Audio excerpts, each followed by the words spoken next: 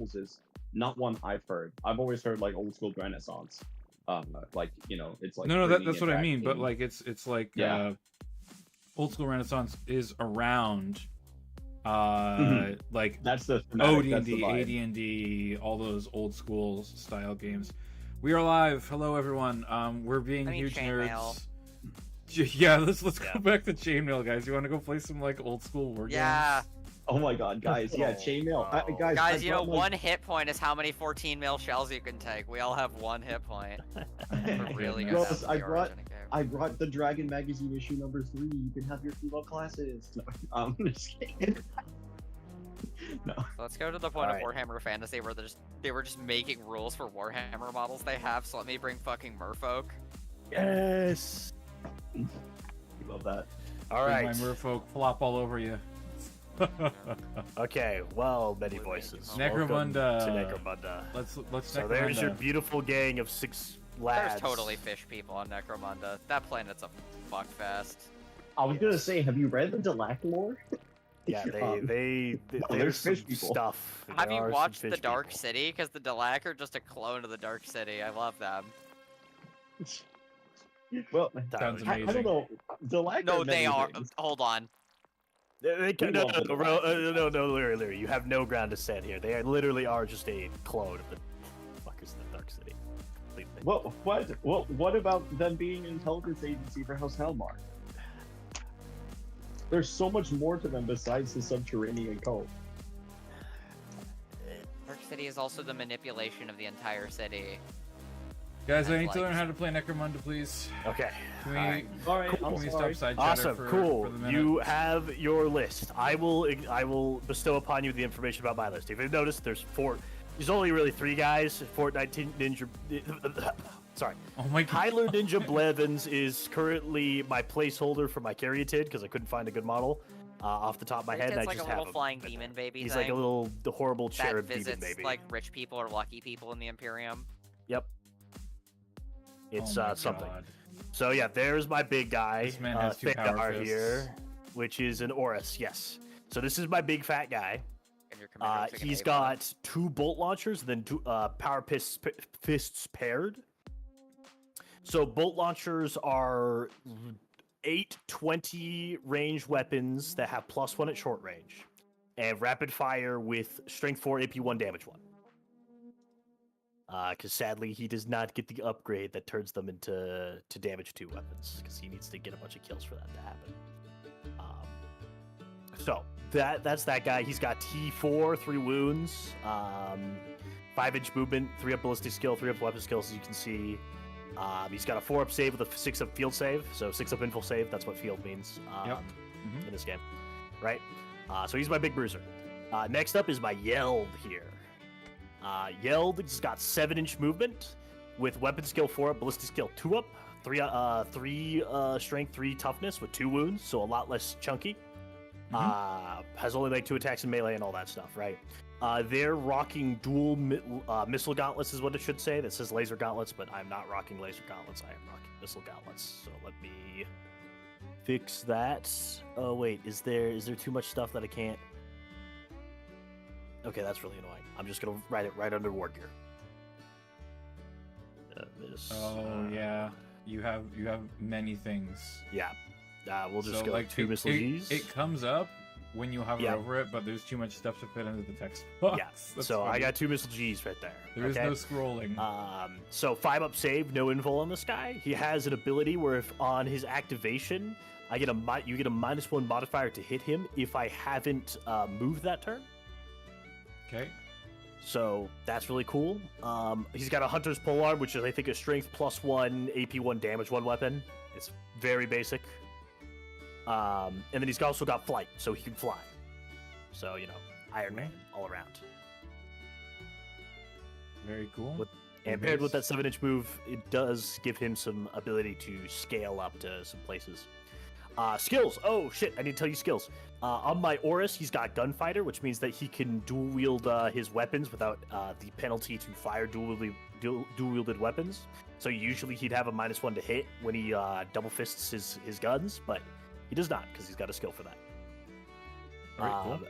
Strike here, the Yeld, has a very good ability that I didn't write down as well. I'm starting to realize I didn't write down as much stuff as I should have. Here, let's go right under the hunting rig. The skill that they're going to be running is, I believe it's called Fast Shot. I always just call it the skill that allows you to shoot twice. It's Fast everyone Shot. knows It's what it Fast is. Shot. It's Fast Shot, right? So, great Leary ruling right now. Is Leary here? Master. Is Leary the Hey, GM Master. of this? Yeah. Yes, he's Yeah. arbitrator. So Is Leary here? Yeah, I am. Yes. I'm the arbitrator of this campaign. What's to going on? to introduce people quickly, since I'm yes. streaming, Itsubi/13 inches of thick gushers. Yep, that's me. With the greatest screen name of all time is my opponent. Rose is what are you? I guess you're the Yeah, sure. you're the two old guys from the Muppets sitting in the top of the theater. Yes. Yeah. Yelling I'll be things your at Greek us. chorus today. Yep. And Leary And- is our GM slash the person who introduced me to both this game and Wartime. Hi. Yes. Yes. Hello. That's him. What's You're the still ruling that poison you and want? poison accessories. So, Leary, I was asking you. There is a house rule for Fast Shot that will apply a -1 hit modifier when using Fast Shot. Are you using that, or are you not using that? So I would like to try this rule, and I'd like to get your feedback on it. However, double check that house rule. That is each time you make a shoot action other than basic, it is at -1, which means that I your see. second shot of Fast Shot is at -1 only. I like that more, Interesting. honestly. That's very interesting. I did not actually think about that. Okay. Doesn't that mean that Because you do shoot basic, Basic, and then you simple. do shoot simple. Yeah. Yeah. Exactly. I see. doesn't that mean that like 3 of your things will be at -1 since you would activate twice?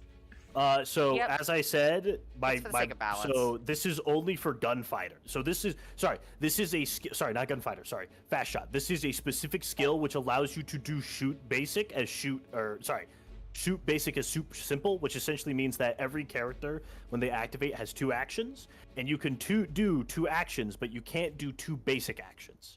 So if shoot, which is basic, if you try to shoot twice, you can't do that because it has to be a simple action to do it twice. That's moving. Moving is a simple action. So you can move twice, but you can't shoot twice normally. I have a skill on my Yeld which allows it to make a second shot on its turn, which I'm then asking Leary, hey, there's this rule for it that is a house rule. Yeah. Specifically in there, because we've had some experiences with Fast Shot in our earlier games where someone would play a guy on a hill with a heavy bolter, and you would just hold down the shoot button, and anyone in front of you would die. Yes. So we're feeling it out. Clarification about that, by the way. Basic actions can be done once per activation, so Yes. Spires will be able to do 2 shoot basics. Yes, exactly. Because I'll get on to the other thing, which is that my gang gets to activate twice per turn, where all your guys get to Omelets you activate have once to. per turn. Yeah. Unless yes, there's some stuff about that. If Sorry. hands and butts in there, but that's besides the point. Yes, sorry. So You that can was a shoot them dead clarification. before they activate a second time. Yeah, exactly. Just shoot them dead. It's that simple.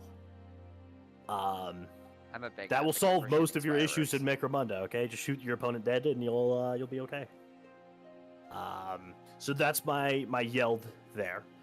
Lastly, but not least, is my leader here, Mr. Enoch Tyken. They have a 5-up invul save and then a 5-up regular save, so it's a 5-up invul save because I'm not using the regular save ever. They have toughness 3 wounds, so a bit tougher than my Yeld, but not as tough as my Pit Fiend, my Oris over there. Okay. They have a single missile gauntlet, so they only have 1 ranged weapon, but they have a Naga Blade, which is a +2 strength AP2 damage to weapon with disarm and parry, and it also has a 2-inch melee range, a versatile range. So I can stab you from all the way up to there if you see my little I understand. thingy. So it's a pretty nasty weapon. Cool. That right there is Fortnite Tyler Ninja Blevins, my carry tid. Its main purpose is to make it so that I get to reroll all of my armor saves on my leader. Is what he does. He basically trails my leader around and makes sure he can do armor saves. Wait, doesn't that mean that you will use your normal save sometimes? No, it will. That includes my invul save. Okay, good to know. So. All right, you said shoot people to death, right? Is the I'm aware you're playing Ogryn. And you're like, first shoot damage. people? I'll just beat them up. Like, Shoot if you pick someone and focus them. We do not bring guns. Yep, there's not a We single gun in bring the entire list. It's beautiful. Yep. I have exactly one gun. Oh. It is a blasting charge on my leader. Yep. That is the only Yep. one that I have. It's It's beautiful. not even a gun, that's a Sorry. grenade. Yes, it On is. top of that, I forgot to mention the melee weapon on my Pit Fiend is twin paired power fists. Yes, They're I saw not that. as powerful as the baseline power fists, but they're paired, so they actually are, in my humble opinion, because Yes. they're paired. He gets to double the amount of attacks he makes against you if he charges. If I recall, that's exactly what paired does. Let me go reread the rules to make sure I'm not feeding you horseshit right now, because like I Wait a minute. will. Because I misplayed that in our game. Then if that's Go correct. figure it out. I am going to go over my boys here. Yes, your lads. So, the Ogryns are a little bit jank. I'll be- Armored undersuit on the 3 main guys, and furnace plates on these 2. Vidar and Brika, the two underbosses, have furnace plates and armored undersuit. So they have a 4-up save in the front, 5-up otherwise. Oh yes, also hmm? very useful tool I forgot is on here. If we go to template, and then we go to here, we have Vision Arc. There are Vision Arc templates, which are really nice. Fantastic. Awesome. Thank you. Yes. We have, they're Ogryns, so they are strength 5, toughness 5, 3 wounds, except, I think the lesser Ogryns have 2 wounds each. That is correct. 2 wounds each on the lesser Ogryns. 2 attacks on all the Ogryns that are not my leader. Bigor!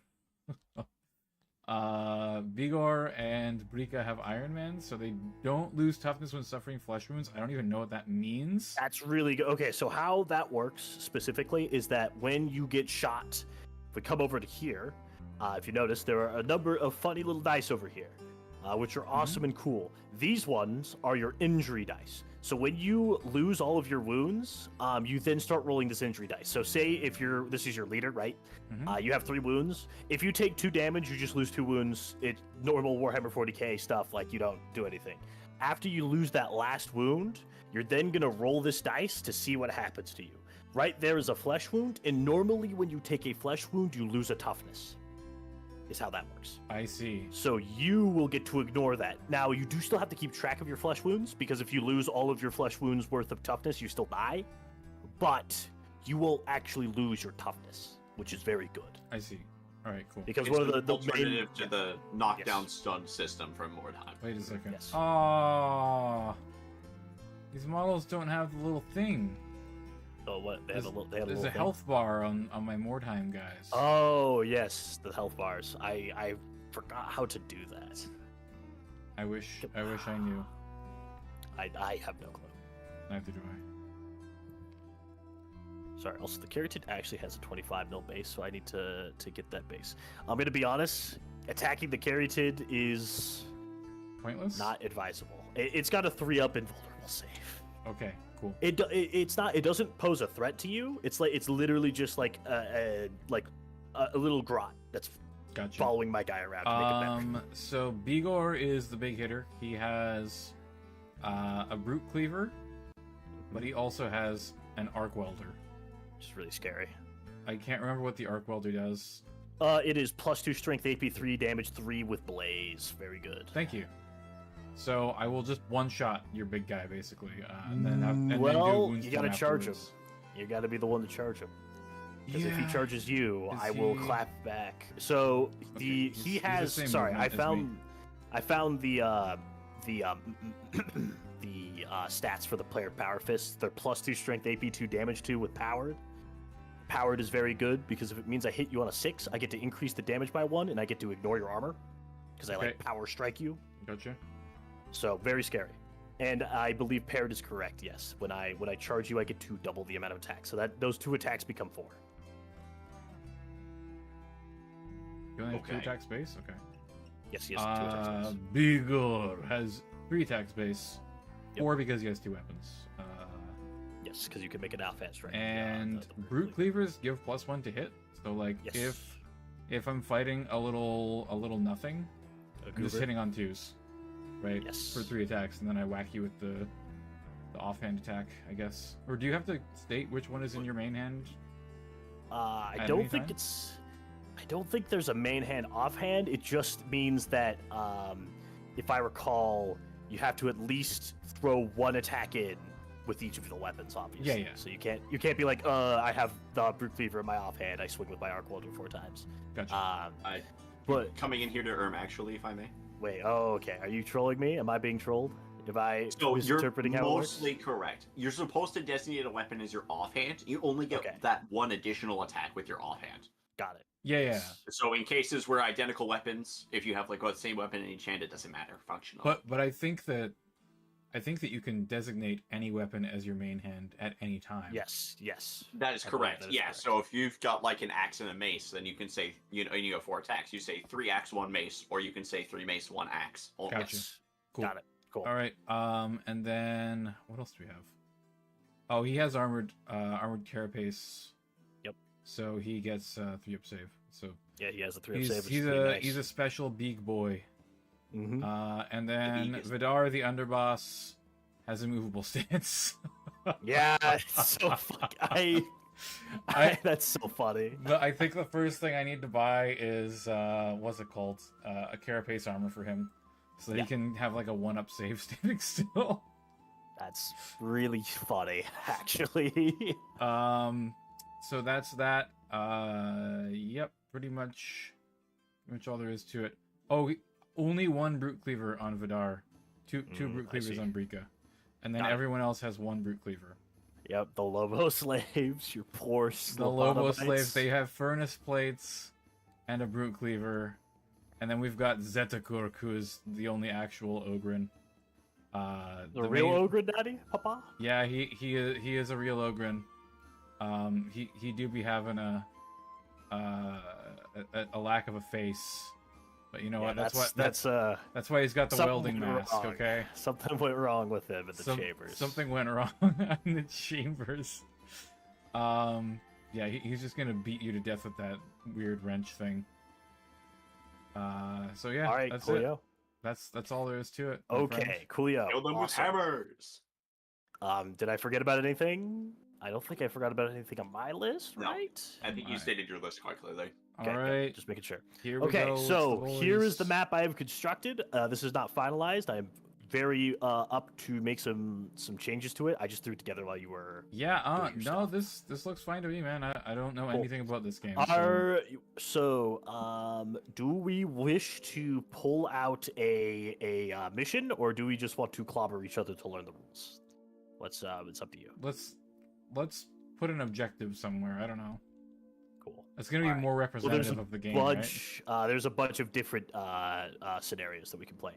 To be fair, I'm playing Spire Hunters. Just so you know, I'm going to completely ignore the objective and just try to kill you because I don't make money from playing the objective as Spire Hunters. I understand.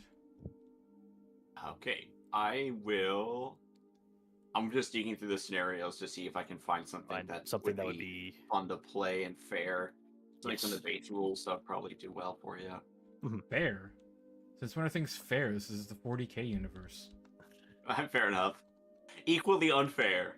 Yes, equally unfair. Yes, my favorite. Yes. Subplot. What the heck are all of these cards?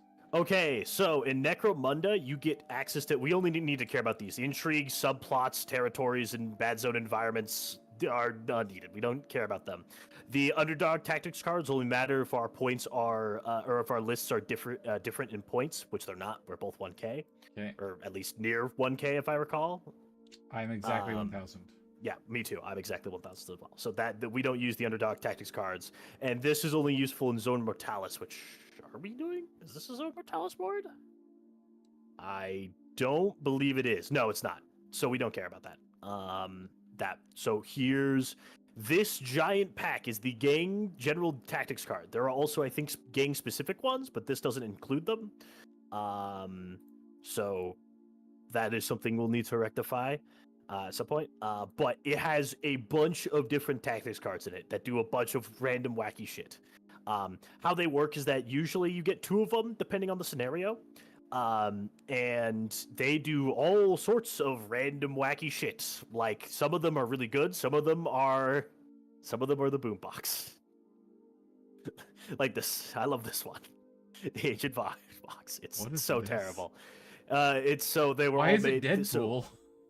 Okay, so these were obviously not the official cards. These are just like made with MTG Cardsmith, I assume. But these are, I mean, it has all the text that you would normally have. This is a really bad gang tactics card that I got my first game, because back when we played, they were random. You got random tactics cards, and I got this, and I was like, oh my god, this is hilarious, but also fucking terrible. Okay, got it. I pulled this is the average scenario that you will find during this campaign if we roll on the mission table. I would say that if you guys can agree on a different scenario, I would play something else, but this is what you would roll on average on this table.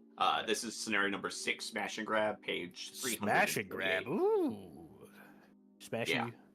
Sounds like something that Bigor will be good at. Yeah. Smashing and grabbing. The gang that issued the challenge, in this case would be Many because he asked for the game, is the attacker. Otherwise, roll off. You're using the standard on the high battlefield. The attacker may 348 in the PDF. 348. Thank you. The attacker can select a crew of 8 models of their choosing, and the defender has a hybrid crew system. What the fuck? Interesting. Hybrid. I guess it's pick 3 plus D6 random extras. Well, that's doesn't matter to me. That's my entire gang, Chief. Sounds great. So then each of you may choose 2 tactics cards to apply to the game. You use your standard deployment method, which is... Are we just going to draw random because it's funnier? I mean, I'm down to draw random if you so desire. Usually that's not how it's going to go, though. I don't know anything about this, so we'll just I know, you have not read them, and there's a few tactics cards. So I guess we're going with random ones. I recommend Thundering Charge. Thundering Charge is very good. We all love... Yeah, I'm surprised how prominent Thundering Charge has become in the last... It's are we I mostly use the we're Escher just ones drawing because the randoms, Escher baby. ones kind of slam, but... They're very awesome and good, I agree. Especially all the Death Maiden ones. Alright, what did I get? Lord.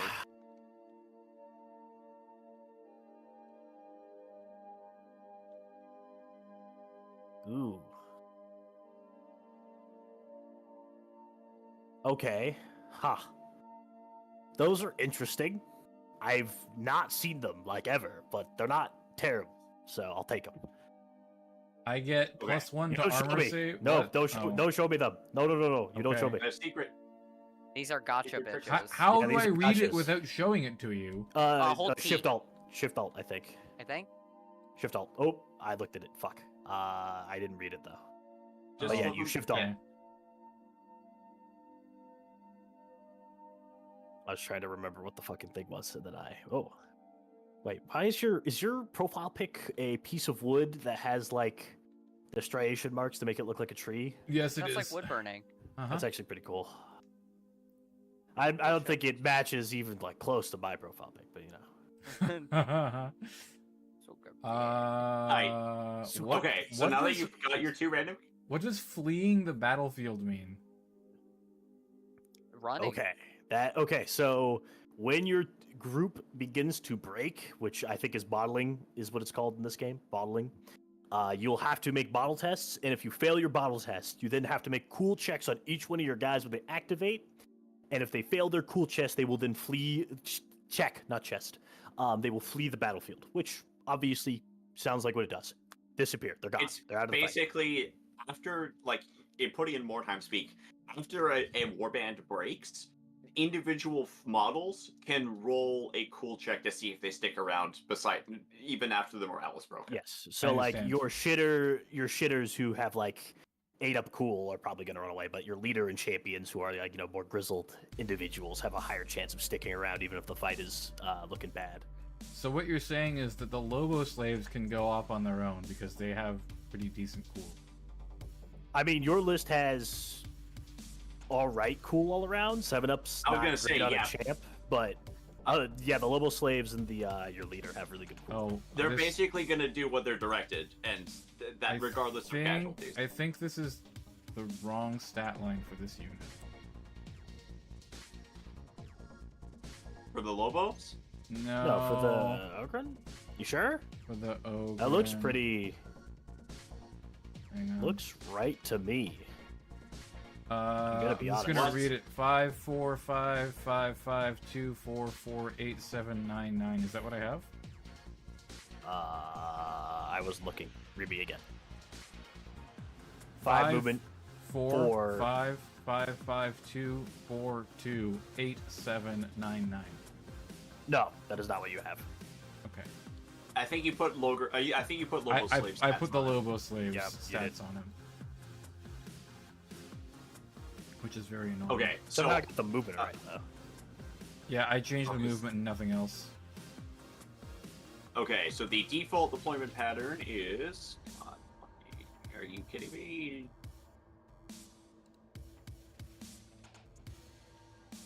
Set up battlefield, choose crews, announce cards, tactics cards, 8, announce 7, resources. 9. Also, Leary, should we start being actually stringent on vision arcs? Because I know we've always played it pretty fast and loose, but we actually have access to actual vision arc trackers, and that is a Some models do, some don't. well, mainly for the purposes of backstabbing and also certain specific skills like Overwatch and all that stuff. Yeah. I was gonna say, I think we've been pretty good with them. A lot of play disintended going on there. You take it like, let's be honest. The people who ran backstab weapons and things that cared about that was Bishop, and he was very good about being able to attack you unpredictably. So I think you can probably still get away with the same things here. Got it. Cool. Just you physically import the models of your gang. If you don't know which way is front and try to use that as a way to save yourself from a -1 counter swing, I don't want you in my campaign. Shoulder facing. Shoulders. Cool. Okay. The way that shoulders face. I mean, that makes sense. Yeah, declare it which way they're facing is Yes. that's what I usually would do. Okay, great. So let me get back to deployment rules. Yes. Okay, I'm looking at what? this. What does this do? Goodness gracious.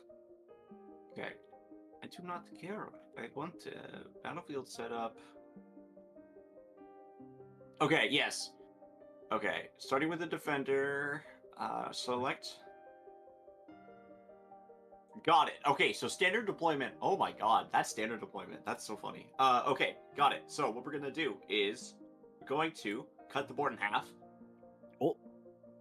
In any way that the defender likes. Which is me in this instance, yes, I think. Yes, you are the defender. So cut the board in two any way you like. I'm gonna be a basic bitch. We're gonna cut it right down the middle like that. Cool. Which Pick a half. is, I think there. Yeah, I Yes, think that it's sounds right. it's this line right here. It's that line right there. I'm gonna take this side. Sounds great. Deploy your My list. entire starting crew at least 12 inches away from the center line. At least 12 inches away from the center line. Got it. So in actual real terms, that's 6 inches away from the board edge, I think. Yep, it's 18 Yes. inches. Cool. Got it. Yeah, it's a 3x3 table. Would you like a Cool. marker? There we go. Sure.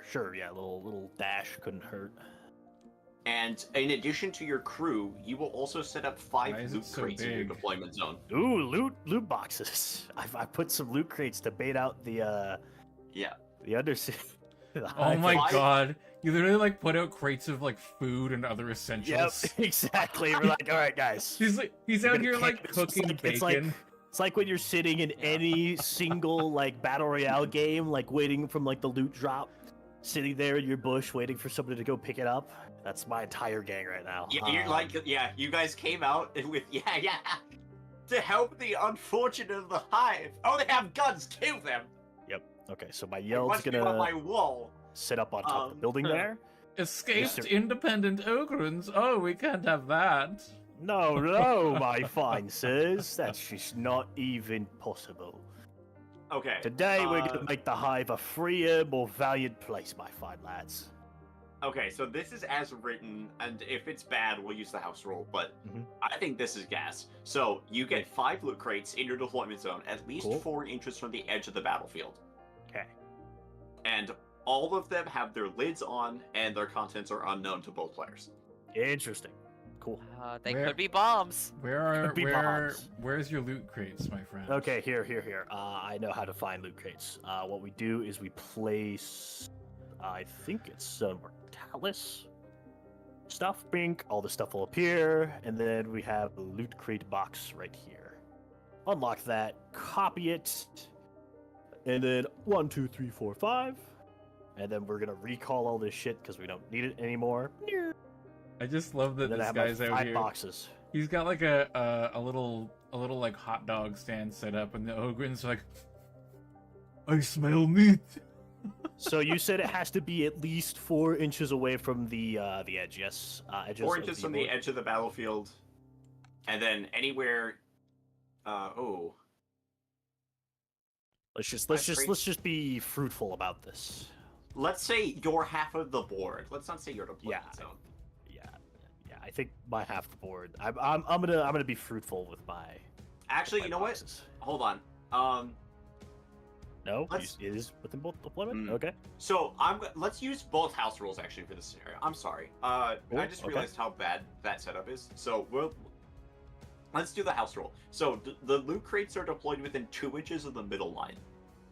Interesting. I see. Okay. And then that one right there is the middle line. So 2 inches is.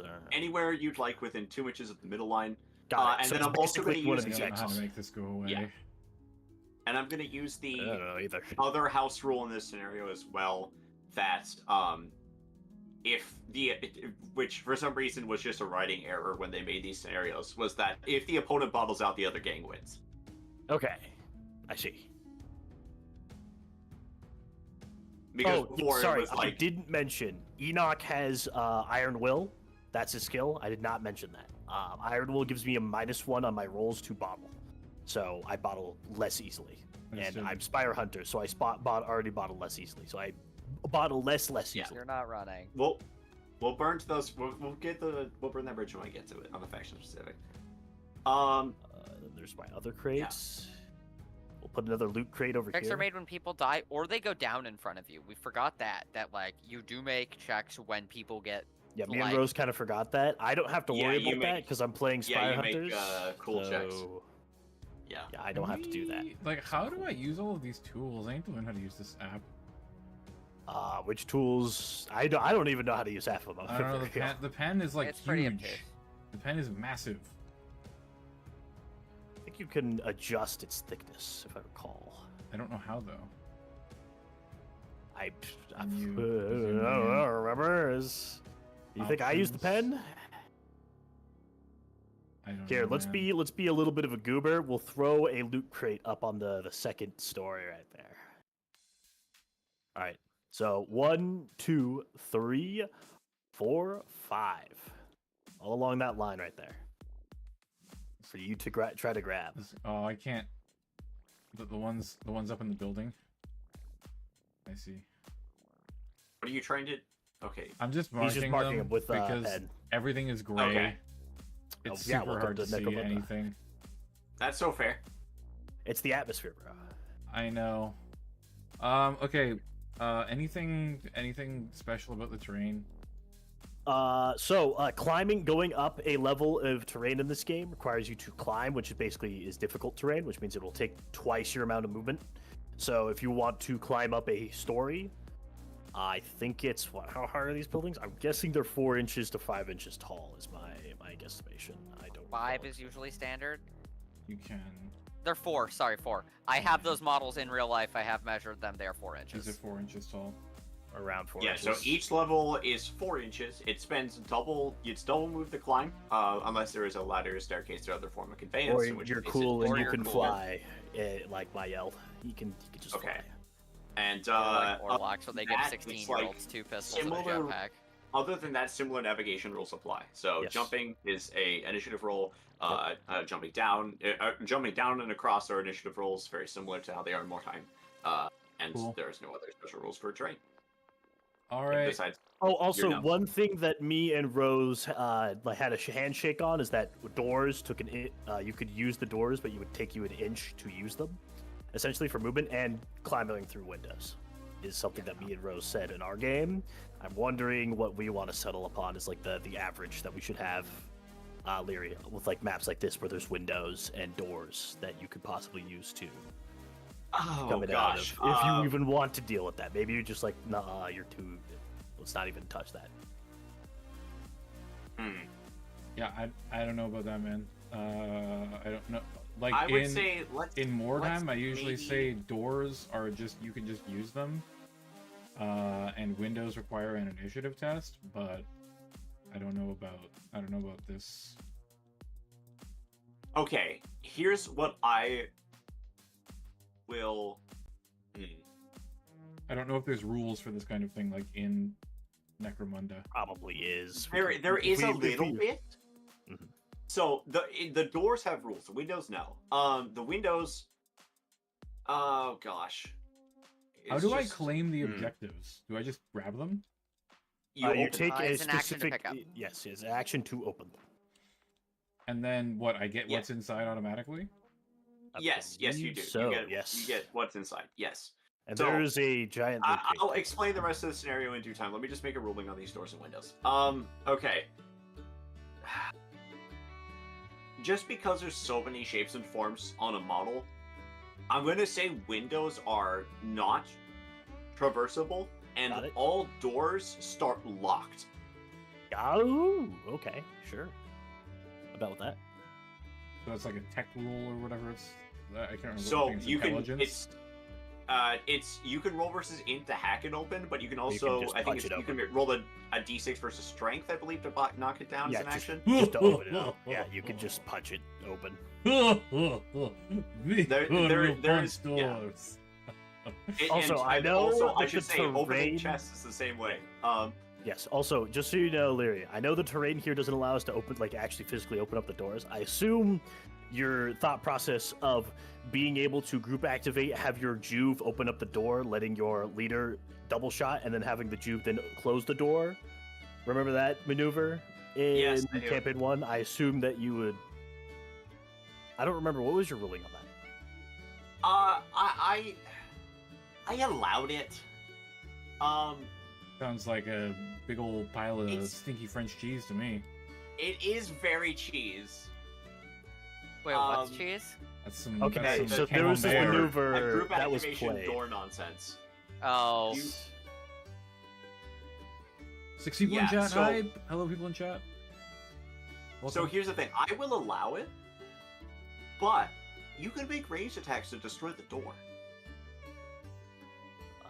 That is true. I kind of forgot about that. I mean, I don't God. expect it to happen. I just vaguely recall that happened last time we talked about doors. I was like, Yes, damn. yeah, yes, I understand. I'm gonna say doors start locked. You can make ranged attacks against them. you can always cast gun. You can always cast gun. That is the best spell in the game, supposedly. All right, guys. How am I setting up my models? 6 inches. So you need to set them up within. I think it's within 6 inches of your board edge. I believe is. the- Yes, the 6 same inches thing. of your board edge. That is correct. So it's this line right here. Yep. Line number 3. Now, tell me about cover. I can Okay, take an so action cover to in cover. this game. No. So how cover works in this game is it is based upon what my model can see of your model. If 50% or more of your model is covered, it is light cover, aka -1 to hit. And if it's 75% or more of your model that is covered, then it is heavy cover, which is +2 to your save. This ultimately leads to Or not save, more not to your negotiation save. in Sorry, those games. -2 to my hit roll. Not my. But- Does not help your save. So then, So- what you're saying I like the is negotiation. chest-high walls are completely useless to me. You It depends are on the playing a bigger guy, gang. So yes, cover will be harder to get. I see. But Hey, there don't is complain, no I- there. The +1 modifier to hit large targets from more time does not exist Yes, here. does not exist here. No, I Okay. don't just get a bonus to hit you. That's That is fine. true. I guess. And I cease your complaining. Have you looked at my Oris? He is a fucking giant, tall boy. Yeah, that's very true. I'm keeping the He bottom. could not get man. cover whenever I was fucking with him. Yeah, brother is not getting any cover. So, do I have to like? Are walls hoppable? Do I have to go around? Yes, them? you can move over barricades and stuff. I believe it's 1 or 2 inches. I don't recall what it specifies with the rules itself. It's probably in the movement part of the book, which I should just like go and read. I know, crazy. Let me go do that. Okay. Oh, Jesus Christ. Okay, let me just go look up cover.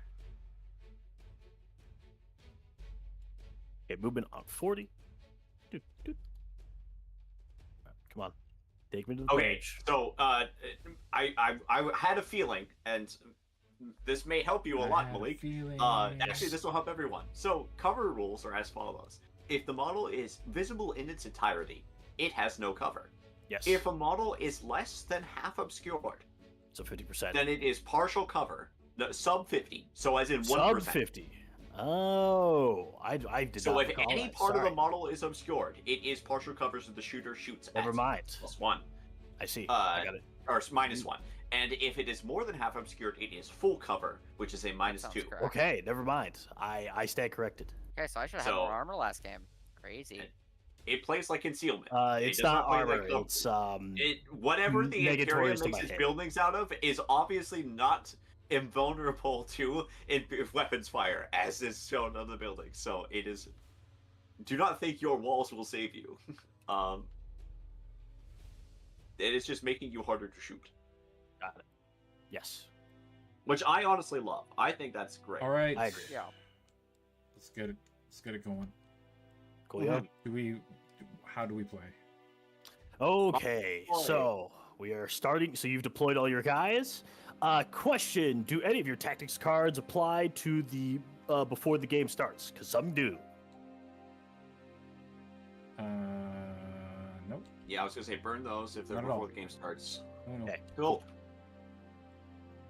Sounds great. So, I'm just gonna go over the rest of the scenario because I realize people may not have pulled it up. Yep. Loot caskets. Attackers can open a loot casket by and have a special table to see what's inside. After they open it, they remove the loot casket. The battle ends when there's only one gang remaining at the end of a round.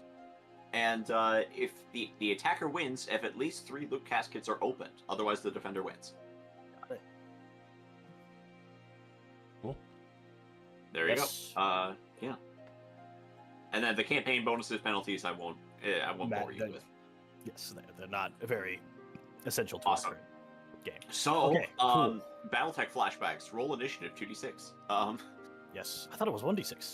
Is No, it? it's Well, rolls. sorry, you're right. It's 1d6. My bad. I'm used to Yes. multiplayer games where we had to do 2d6. Yes, Oh. we had There to do are a 2d6 a few lot. scenarios where you roll 2d6. You're and using my Necromunda does not. dice. No, I'm not. So you just click the number of dice you want to roll Yes, on these. that's These right. nifty little things are very nice. I know. It- Use them. no, many these times. two- Why? What? No, I you don't roll trust 1d6. them. I need to roll them with my hands. What? It's Okay. 1d6? Yes, it is You said- 1d6. you said Like we just, 2d6. like I I'm just sorry. said. Larry was I- trolling you. He was a blasphemous Zinchian worshipper. All right, then I guess the first roll. So we tie. Okay, we tie. We re-roll. Roll again. Big 6. This for is the me. reason. This is No, the what? reason why I had us roll 2d6 is because we were tying so much. I'm just better. Okay. Oh, sorry. Yeah. Something we should grab are these nifty tokens right here. So these are ready tokens. These are just a way to keep track of who has acted and who hasn't. I need 8 of them for no particular reason. 8? You mean 6? No. The Caryatid needs ready No, tokens. the Caryatid activates separate. He activates twice as well because it's So- fucking. Yeah, the pet rules are kind of jank. So basically, how it works is that the pet is a separate fighter that has to Yep. be within coherency range of its owner, or it freaks out. And the owner gets a extra group activation to accommodate for it. Yes. They're really jank and weird. So, Pets are always... so a leader with a pet has group activation 3 and activates itself, its Well- pet, and 2 others. Well, technically, Uh, I only have group activation 1 with the pet because I'm playing Spire rules and I don't get That is access to correct. group activation. Well, you have group activation 2 because I only your have leader group had- activation 1. No, I don't. I don't get that. No, Larry. That is not something. You know, oh, never mind. That's a tactics card. I forgot. Speaking of which, your Spire specific tactics cards will eventually be sent your way. I just need to find them. When I receive those, I'll be very happy to activate Ultra Mega Death Mode on my Oris. I love it. Yes, yeah. Do you know what Usually the gang specific are stronger than the generic, except for Thundering Charge. Thundering Charge, my beloved. Thundering Charge is really good. I was gonna say, did I tell you about the Aura specific tactics card? No, you did not. What does it do? So it allows you to move actions on your turn can move through up to 1d3 inches of impassable terrain. Wait, what? Right. Oh my! Wait, does he Kool-Aid Man? Oh my god! Yes, just- that's so fucking cool. That includes charges. Oh my! That's I can the Kool-Aid Man. That's so based. I'm taking that every time. Holy fuck! I want a Kool-Aid Man through a wall. It's so peak. I love it. That's amazing. All right. It's like So you go first, friend. Yes, I do. So I'm going to activate my Yelled, who will take their first activation for the turn. They're going to double move 16. Or sorry, 14. Right up there. Just a big old fly. Yep, just flew up there. For my nice little perch, which I will shoot you dead with. All right. That is my activation. It is alternating. This is not Warhammer. Yeah, so I guess. I mean, it is Warhammer, but it's not Warhammer 40k where you die first turn because so you have to shoot the closest thing unless. So you make a when cool you want check, to right? target something that isn't, yes, exactly. If I want to Okay. shoot something that isn't the closest target to me, I will have to make a cool check to not to. sorry. attempt that. Yeah. On 2 It's dice It's or the 1 same die? rules as Mordheim. It's closest target, if not easiest target. Yes. But you can make a cool check to resist it. Yes. And my guys generally have pretty decent cool, if I recall. Right. Well, Right. you just Five you of double cool. moved, so yeah. I am basically, going to do this. Vidar is Declare. going to take an action to activate There. my card. Oh no, he's carding. I have a card. Oh. He's already Oh my carding. gosh. The He's card already is carding. Trigger flipping. his trap card. I I can't see activate it when my it's in your hand. +1 Ooh. armor save card, Oh, authority. I see. and then I he think will that's the wrong one. Wait, walk wait. up to here. Wait. What? Which one? Which one? Wait. Which Huh? tactic I cards think are we you- talking This I one about? over think here. flipped over the wrong card. That's over here. not. That does not seem That to is- be anything That that is the gives wrong you. card. Yeah, that does You're not correct. seem to be. I was looking at that. I was like, wait a minute. That does not sound like This card. makeshift This armor. card. I see. Yes, that makes far more sense. Okay, so that does. I guess I can just like straight up put it under his face. Yep. Why? What are Why your does friends- this just not spend an measure action with movements? Like, it's supposed to measure movement when you move. You need to Oh. activate that. You didn't activate it on your guys. It's gonna be right click. Toggle measure movement did it for you. Okay. I'll do it on the other guys. Now they should. Yes, there you go. Okay. I will walk up Yeah. to this So wall. is And then that yes. So he's taking an action to equip the makeshift armor and then moving. Yes. Yep. That's Awesome. his turn. yeah? We love that. Makeshift. He's Okay, so how it shifting works makes- is that you have one better save, but if you roll a 1 on one of your saves, you discard it? Yeah, it just goes away. Yes, okay, got it. That's Cool. pretty nice. Before mods. Cool. Next attack. Yeah, we're just gonna activate the Yelled again. Oh, we love the Yelled. Yelled is going to attempt to make a cool check. Actually, do I even have to make a cool check? So I'll let you know the Yelled I crunched in melee as soon as it got there. So if you're It's able not to a get melee in with guy. it, It is not a is melee fine. guy. He's a little weak. He's got little piddly arms. So that guy is actually my easiest target because you have some of your base obscured there, meaning that I'd have a worse shot on you, and your technically he's in short range, but I get no bonuses for you being in short range with the weapons I have. So I'm going to shoot at your Glad over there, no. Easier shot to hit Rika. Not Yes. So he's gonna do- which is fine. That's what I wanted to hit anyways. So I am going to double shot. Oh, So okay. first shot is 2 missile gauntlets. Second shot is 2 missile gauntlets. So I'm just pouring 4 shots into him. Daka daka daka. So, as discussed, Leary, if I am recalling how we are ruling the fast shot skill, is that the first basic shoot action I am making does not have a -1 penalty ascribed from it from doing 2 shots. It's just when I take the shoot simple action. After that one, I will then apply the -1 bonus. Got it. Cool. Well, yes, you still have a -1. I still have a penalty -1 from because I'm twin gun blazing. Yes, I agree. Yeah. So I have a 2-up normally on my my shots, and you have no cover, and I get no range penalties. So these are going to become 3-ups on my first volley. So 2 shots on 3-ups, and I roll those separately because I'm dual wielding, if I recall. Yes. Yes. Get 3-ups. Damn. Yeah, the yelled is scary. Yes. Okay. Cool. I will hit twice. These are strength 5 hits. I will also roll ammo dice just to see if I have to check for ammo. Nope. Man, that would be awesome if that was my Oris and I just rolled 6 hits with my guns, but I didn't. Okay. So your T, I'm assuming 5, right? You're playing Ogryn's. Okay, cool. Alrighty. Everything T5. So we are going to then roll 4-ups to wound. Wounded on 4s, yeah, strength 5. 1 save at AP 0, damage 1. And that is definitely in your front arc. Yep.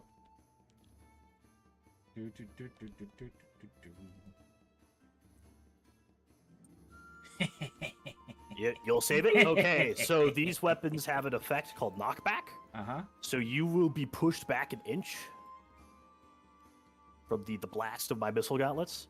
And then on top of that, you will also go prone from being shot at. Unless you have any things that can stop that. I don't know what would stop that. I don't think you have anything on that, Abrika. Because you're not a Lobo slave, and you don't have any. You didn't take any of the skills that allow you that. So you are going to go prone. Okay. Yeah, one of my favorite skills in the game is like the ability to like action movie flip up from your back. Here. Boop. That's how you indicate prone. Sadness. So then on my second follow-up shot, you're at long range, proned, and I get the additional minus. So these are going to go to 5-ups, I believe. You have -1 to hit at long range? No, because they're prone, right? That's what prone does. Oh, yes, you're correct. Yes, pinned at long range is -1. Yes, so these are 5-ups. So these are going to suck, but whatever. I get 1 hit. Can I wound? I will not wound. Okay. You are going to be pushed back another 2 inches from being hit. Wait, no, wait, no, I lied. Sorry. No. It's on, I think it's on hit rolls that need to exceed your toughness, if I recall. Let me go reread it. Confirming. Yeah, I was going to say, it's not on every It's not automatic. Yeah, no, it's not automatic. I wish, because that would make knockback like crazy, but however... I don't think knockback needs it, I'm going to be honest. Really? I don't think ballistics need another buff. Yeah. Okay, so if the hit rolls equal to or higher than the target's strength. Strength, okay, so not toughness. So that I only hit 1, and that hit was a 6. So yes, that would knock you back as well. Another inch. So yeah, it's fine. Did you roll a high? Oh yeah, you rolled a 5 on your hit rolls last attack. That's fine. Yeah, so you knock back 2 inches. Yep, there we go. And double pinned. No, I'm just kidding. It doesn't exist. Yes, there is no double pinned. But you are. I'm going to make you inch. I'm gonna force you to take every inch of ground. Okay, that is my Yeld's activation. Alright. If now I know you don't have any ranged attacks, so this doesn't matter. But if you tried to clap back at him with a shot, you'd have a -1 to hit him. But every inch you of don't ground, care. That's landlord behavior. You don't care. You're playing Ogryn, so you're fucking ugga bugga coming at me. I was gonna say they are the landlords. Yep, they are. Sorry, climbing is an initiative test, is that right? No. Nope. I don't believe so. It's just burn double movement. Yes. You can jump across gaps, which is in fact an initiative test. Yes.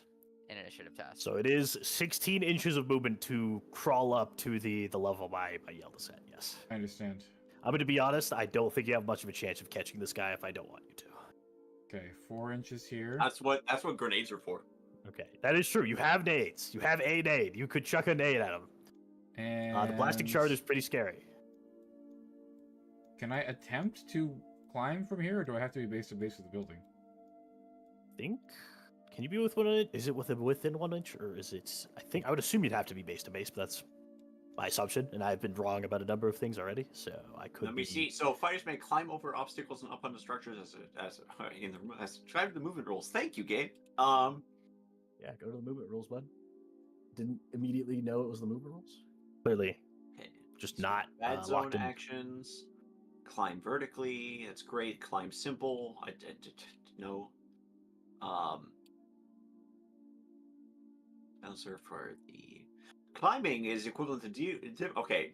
Any vertical surface can be climbed. A fighter cannot end an activation mid-climb. If they can't, then they stay where they were when the action was declared. They may end a move simple action mid-climb, provided they're able to immediately use another action to complete the climb. So it's... I would assume you have to be base to base, then declare you're climbing. Yes. Okay. Otherwise, you would just be getting 3 inches of movement. Which And you have to clamber up the building with that activation. So you can't hang off the side of the building. So then I will get base to base with the building. Oh, these walls are not walls. They are kind of. That was really odd. You were able to like morph into it for a second. What? Well, we love that. Oh yeah. Guys! They're 9th edition walls. They're 9th edition walls, exactly. Sobbing. Yep. I love it when I can just phase through the wall. Yeah. Yeah. One member of every guard squad is the scout that stays out of cover to get a good shot. Yep. All right. Yep. Wow, that sounds disgusting, and I don't like that. I'm done. Yes. Okay. Next. I hated that. Up next, we're gonna do my leader, The rest Enoch of 9th Tyken. was cool.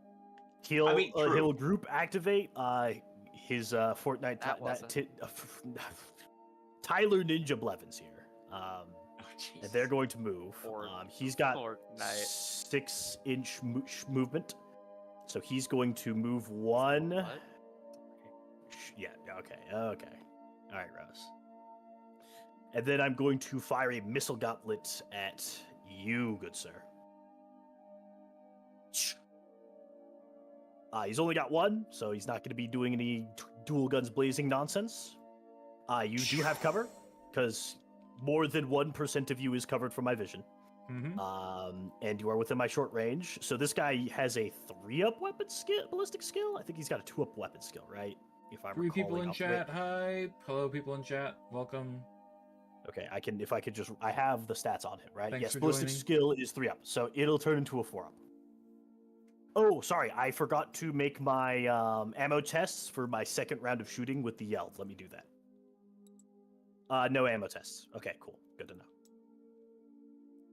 Then I will shoot you. So on a 4-up, I will hit. I will miss. Happens. I will then check for ammo. I'm good on ammo. Cool. That is my activation with Enoch. You hit the building. Yeah, I shoot the. You done missed. I like that in 40K, there's like warp spaceships and stuff, and they're still using dummy rocket. It's like they're straight up using missile launchers that just fire in a straight line. Yes, Like exactly. Like 70s Tracking, what's that? technology. I don't need no tracking. I'm just better. Literally like 60s technology rocket launchers. Good lord. Yes, Right. that is entirely correct. So the person with more activations in this has a huge advantage, huh? That is generally how it goes. Action economy is something good. Yeah, you've got a thing. You know what, I'm gonna activate this gentleman. Yes, stands but... up.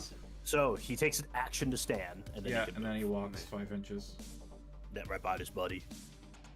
But those we've sounded things hit me pretty good. No. See the fucking like buzzing cicada thing up on the building going. What's that big flying thing up there? Do not worry, brother. It is just a bee. It is big bee. It should sting at us. It's a fruit fly. Yeah, it's a fruit fly, exactly. We will It's swat running the it. fruit.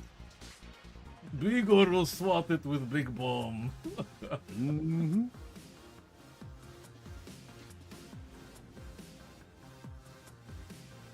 Alrighty. I will activate again. I'm going to activate Enoch yet again with his evil creature. Fortnite. Tyler Ninja Blevins probably talking about how the low taper fade is not washed, guys. Low taper fade. He's gonna move up and then he's gonna fire again on you.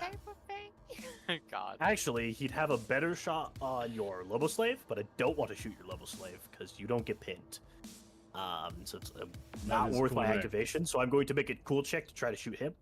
The cool on my leader is 5 up, so I just need to roll a 5 up on 2d6. I will succeed with a 9. Yeah, he's got enough cool to be like, I'm not going to shoot that goober over there. Another missile gauntlet coming right up at you. I will be rolling with the exact same thing again, so it's got to be a 4 up to hit. It'll hit with a 5, so you will get knocked back from this. I knock back. And you will also be pinned. Will I wound is the question. This is on a 4 up. I will wound on a 4. AP 0, damage 1. Okay. 4 up armor save this time. Yep. Oh, that's a 1. Shaves a single wound off. That's all it does. Owie. Okay, a little splinter, you know. I don't know how to mark wounds on these things. What I would do is... here. Wait, no, those are flesh wounds. Fuck. That's not what we want. Just do it in the name of the model. Just do one wound.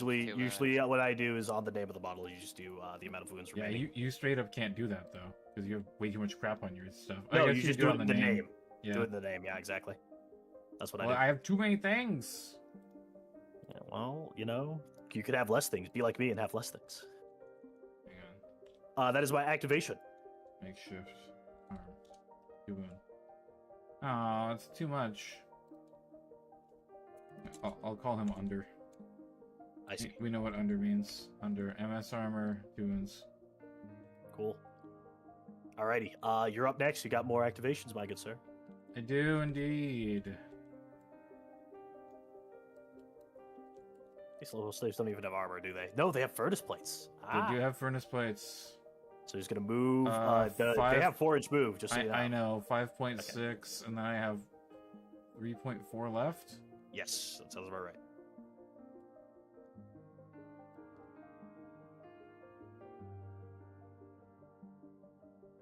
I have 2 more inches. I see. All right, coolio. Up next, I will activate Thadar, my Oris, also known as Pit Fiend, because Pit Fiend is a cool name. He's got 5-inch move, so he's gonna thunder on over. Can't see nothing, so he's gonna stride up, double move, ding, ding, ding, right there.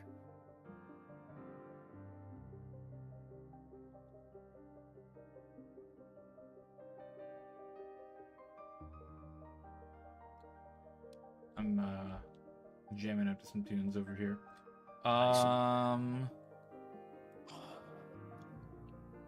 Igor will say, "That was your first mistake." Oh no, here he comes. He comes. He comes. He comes. Alrighty, so that's one move. He's gonna try to chuck a grenade at me. Alright, so what is the range on that grenade you got there? I assume it's pretty decent, right? It's X2 strength, right? So it's 10 inches, I believe. So you can just chuck it right at my feet right there. Alright, and I have to What is the blast on that? Whoa, okay. So first of all, we need the blast template. Okay. What is the blast on that weapon? I don't know. I have to find it. Gonna have to go find the weapon then. Alright. Nice. What's it called? I think again? it's 5. It's blasting charge. I think it might have 5-inch blast, which is quite good. It's got a pie plate, I'm pretty sure. Blasting charges. Can you give me the information I need, please? Why is it being obstinate? What are all of these listings that are not the fucking weapon? There we go. Blast 5 inches, knockback, strength 5, AP -1, damage 2. What was the blast? Sorry? 5.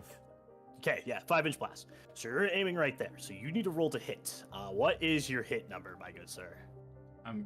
It's ballistic skill, right? Yes, but it might also have a Up. range penalty. I don't recall. If we look at the weapon. Some grenades have penalties for throwing. It's a long range usually. Well, all grenades are considered... Okay, so nothing in the long range category, so then you have no penalty. Range. Got it. All right, what is your ballistic skill? 5 up. All right, rolling it. 5 up. No!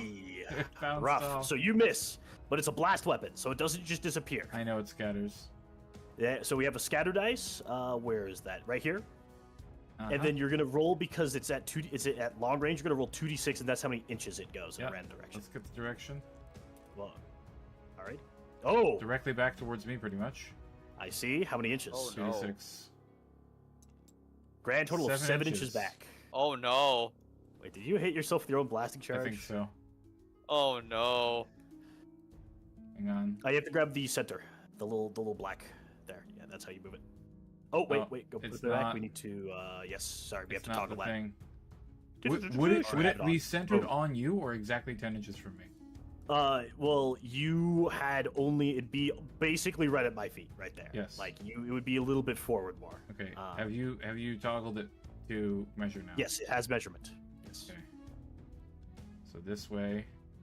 Yep. So I think Right. Have fun, y'all, you but dodge I'm it. gonna have to dip. I think you're fine. Yeah, I'm 7 okay. inches, so you're good. It But goes, it slips out of your fingers. It just lands in there. It goes. It goes and lands in the building, and I have to check for ammo. Yeah. Yes, you always check for ammo. It said ammo 5 up. I don't know what that means. So you need to. So what you need to do is you want to roll that, and if you don't roll a 5, you are out of ammo, and you'll have to check for ammo every time you want to use it again. 6. So you still got it. You have to roll rapid fire die first. No, these are grenades. Grenades always check for ammo. So yeah, you still have another grenade in your pocket. Igor has more. Thadar here sees you fucking sloppily throw a blasting charge. Here's it go off in this building. It's like, I feel like he probably just like uses his bolter and like shoots it out of the sky. I know he kicks it. He kicks it back towards me. Yep. He's gonna activate. He's gonna aim and shoot you. You'll never play soccer, huh? Or I could move forward and maybe charge you next turn. Fuck, that's so much cooler. He's gonna shoot you. We're all slaves to the bet. Yes. So I'm gonna shoot you. I'm at short range because my short range is 8 inches, so I get a +1 to hit you with these because they're cool. So those are gonna be on 2-ups. I am dual wielding, so usually they would imply a -1 penalty, but I have gunfighter, so he has a skill to negate that. Yep. So these are gonna be on 2-ups. 2 shots, 2 up. Please don't roll a 1. Okay, 2 hits. I don't care what I roll on the hits for these weapons. They don't have any cool stuff. Now we get to check how many times you get shot because they have rapid fire. So I'm going to roll 2 of these dice, and it's going to figure out how many you get hit. Only 2. Oh, damn, nothing. Nothing good. Rough. So, these are strength 4, sadly. So these are going to wound you on 5. So I'm going to re-roll these. I will not wound you, but you will get pinned. Okay. So yeah, you'll just flip over. Bonk. That is all of my activations. Throw at me what you've got left. I have a Brika. Sorry, I have a Zizkur. Okay. So can you move through your own models in this game? That's a good question. My base instinct is no, because it's Necromunda, but it could be. Why does it look like there's gum on the bottom of my base? That's annoying. Because there probably is gum on the bottom of your base. You're playing Ogryns. It's yucky. I will Google. Let's see what Reddit has to say. Reddit. Reddit, place of truth. Through Yeah, your Reddit. own models. You can move through friendly models as long as you don't stop overlapping the base. Yeah, that makes sense. Ah, Cool. awesome. Got it. So what's that guy gonna do? So charging in this game. How it works is it's double action, and then you roll a d3 and add that to your movement, and that's how far you charge. I understand. Yes. So 3.5 inches. Yep. So I don't think you can pull off a charge here, even if you ball out. Yeah. You're sadly not making it. So you can just double move towards me. No, that's what I'm doing. 100%. I see. Got it.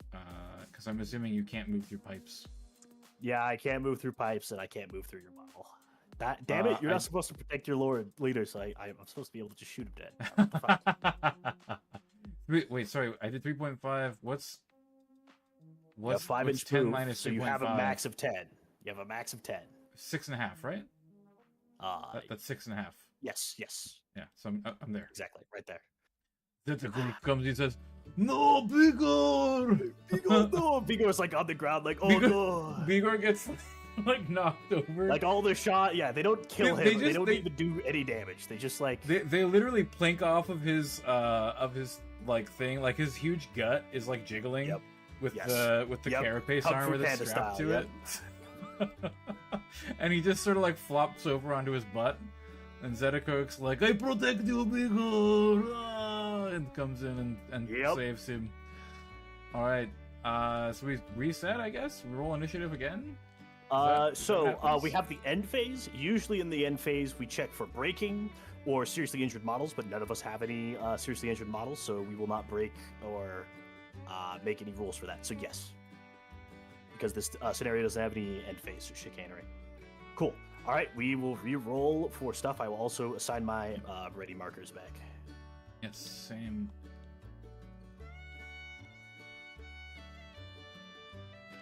I know that this music to the people in chat is not the most like thematic for this, but it's what I've got. I'll make a different playlist for this at some point. Necromunda playlist. Yeah, this is like chilled out country music right now. I see. There'd be fiddles and banjos playing. I see. Alrighty. Yeah, initiative. I'm gonna kill you with my big 2. 6. Yeah, you're gonna get priority here. All right, who's activated? I am going to charge with your boy. Alrighty. Yes. Julio, charge him in. I mean, it's an auto charge. Are these little walls vaultable with 1 inch? Is that? Yes. I think they are 1 inch. Yes. Okay. Yes, you could vault them with 1 inch. I can multi-activate. Can I not? Yes, you can use him because he has group activation. He could. 3 inches later. I think it's 6, but yes, you could because your guy does have group activation. And Zedekerk can charge like pretty much. It's gonna cost him 1 inch to move over this one pipe, I guess, right? I would say that's pretty fair. Yes. Yeah. Inch plus distance. But then, does he charge straight at you, or can he move?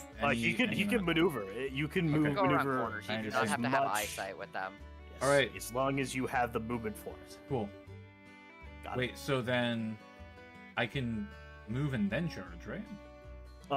It's a double action. Charge is a Charge is the issue. I see. Yes. So if you have free free fight actions, at the end of it. Yes, you get a free fight.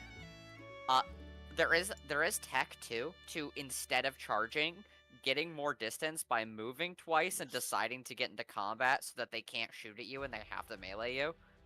I see. It means you wouldn't get to attack on your turn, but sometimes it's more viable. Shooting you. So sometimes it is the 3 inches. Remember, Malik, you have Overwatch. No, I don't. Oh, you do That's not. a skill. Never mind. That is a skill. What do you? What? I do not have Overwatch. I'm just gonna get like team. here. Got it. It's frozen. Yes. It is frozen. Okay, that is a good idea because that forces me to turn around, which makes my stabs back at you harder. Before you finalize the charge, just so you know, if I survive the charge, I do get to turn around and smack you for free. Right. I'm also I am standing up. Yes. And then which walking takes action with Bigor. Yep.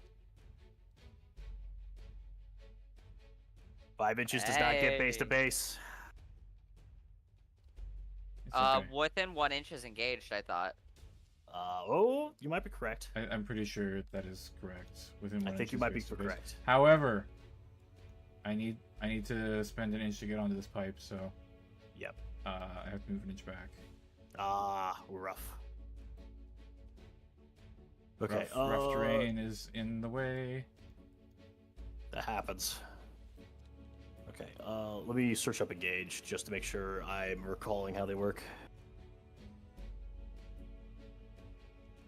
Okay, come on. Gonna search.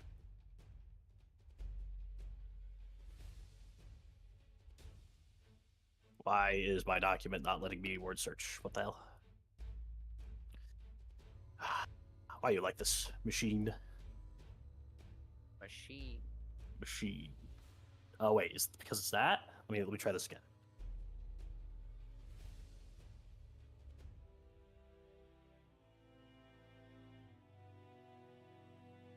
Okay, now it's just not loading the files. What?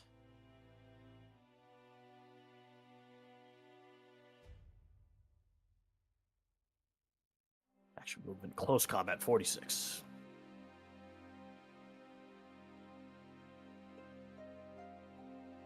You gonna actually load? Okay, we restart it. Go to page 46. Okay. Does this have engaged? No, but okay. So I'm gonna have to find where engaged is in this book. Control F, Control V, do up.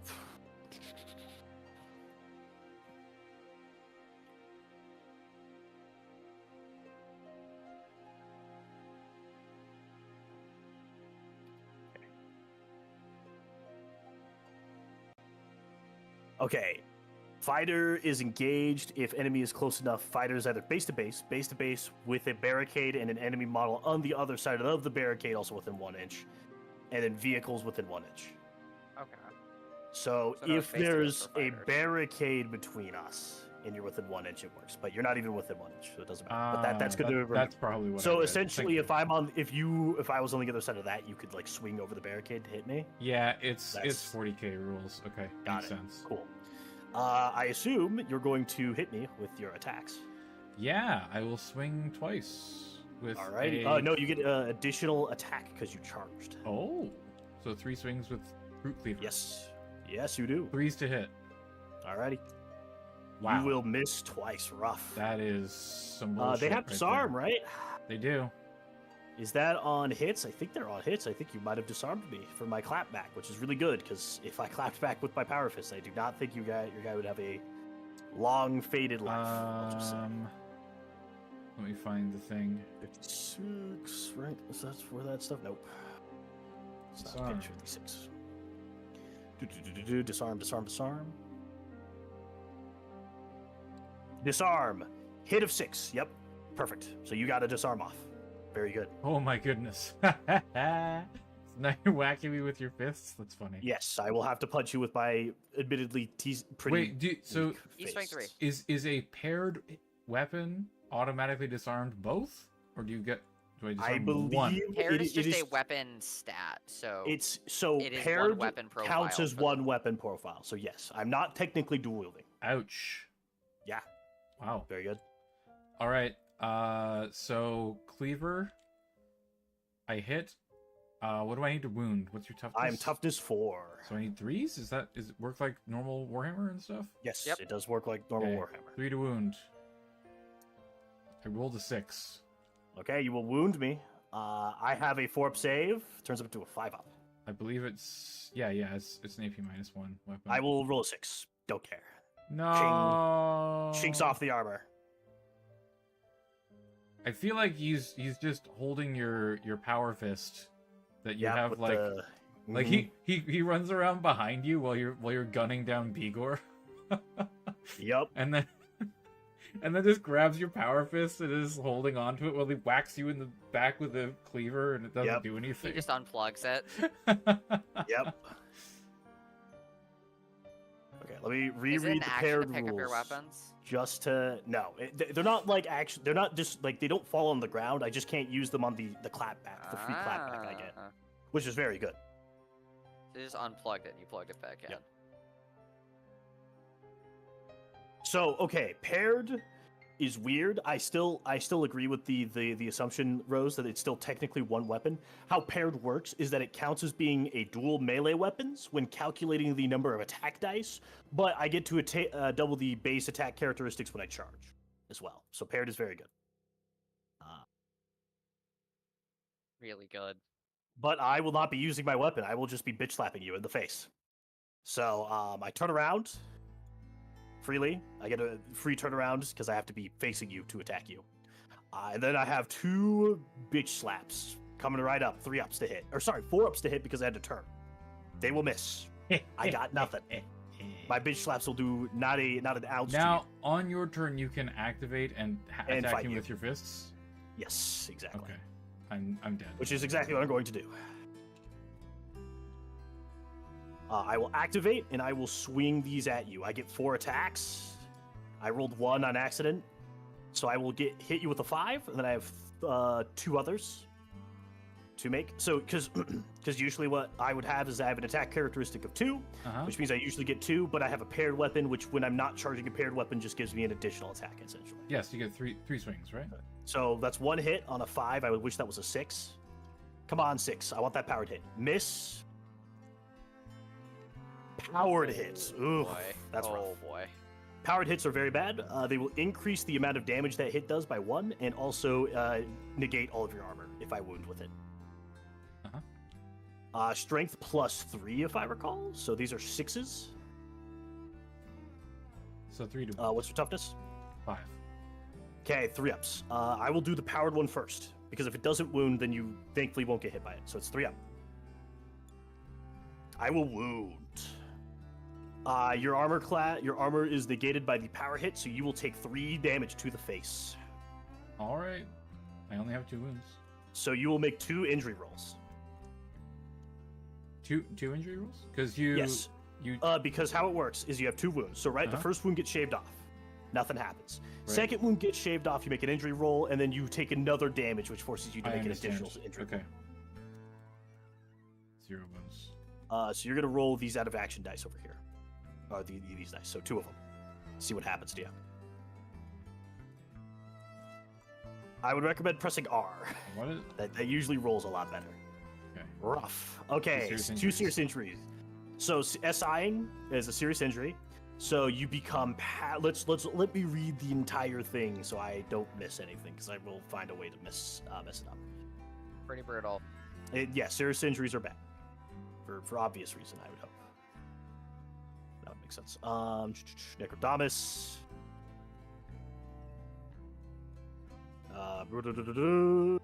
Control F. What? Am I being stupid? Okay, no, I'm not. I'm not remembering that correctly.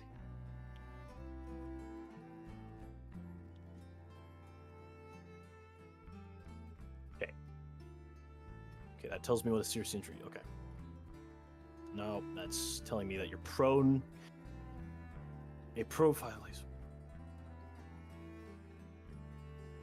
Okay, that doesn't tell me what it actually does, though. That's just more prone stuff.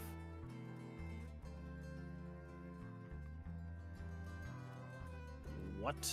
Okay, okay, I must have passed it because this is way too far deep in the book. Standing.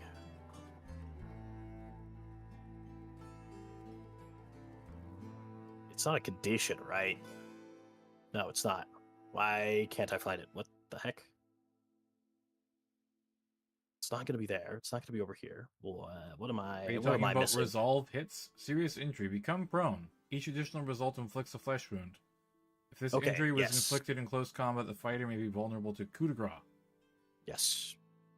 Which is an action I could take.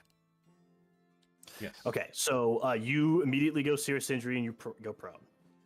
I believe serious injury also does something else on top of that.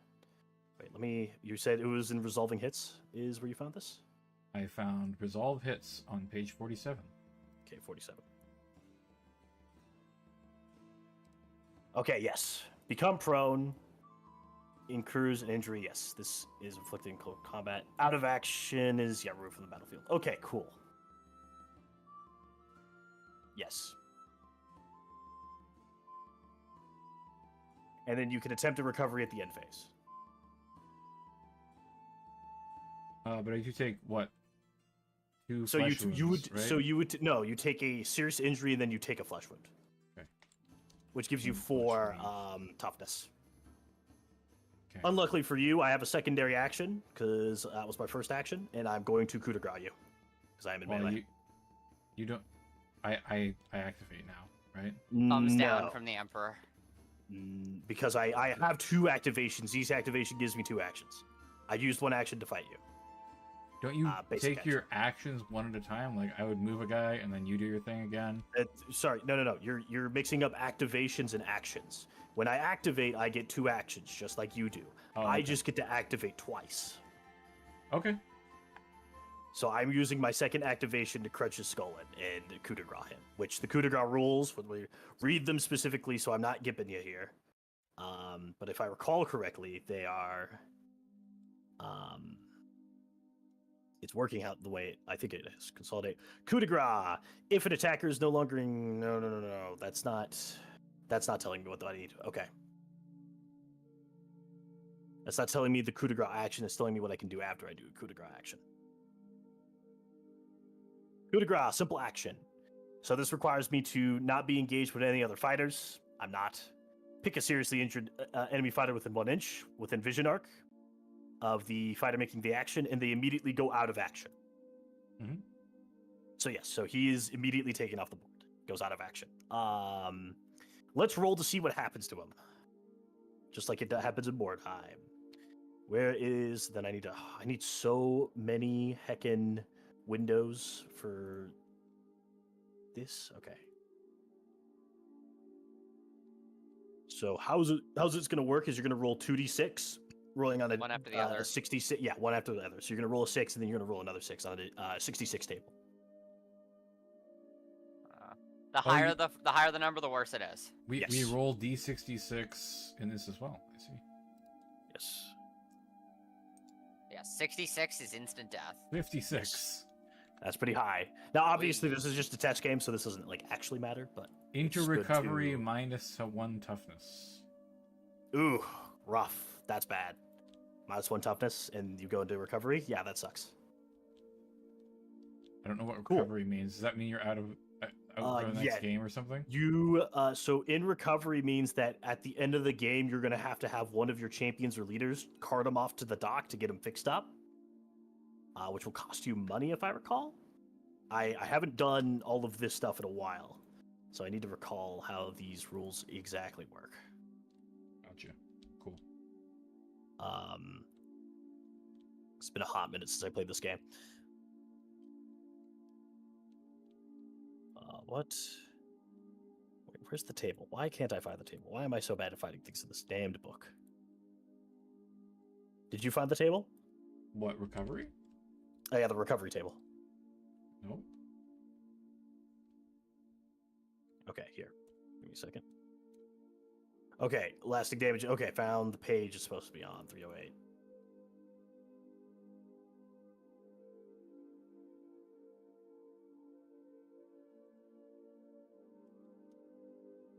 Okay.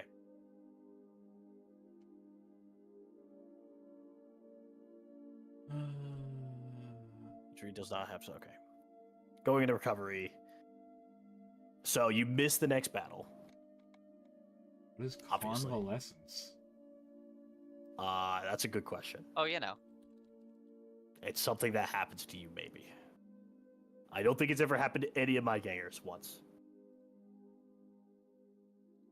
Okay, there's the lasting injury table. All right, cool.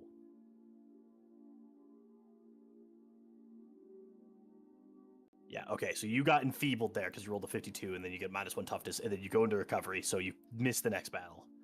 Sorry, I swore there was a thing that you had to cart your guy off to the doctor, but I'm incorrect. Don't listen to me. That's at higher Going into numbers. convalescence. Yes. Miss the That's critical post-battle condition. sequence. That's right. Sorry, that's critical condition. Miss Okay. post-battle sequence. Can't perform post-battle actions after the battle they receive the injury.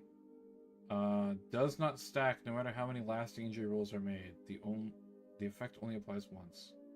Got it. Good to know. Okay, so that is how that works. Cool. That's my action there. All right. Where did my second token go? Did I grab that accidentally? I think I might have pulled it off. I removed it because.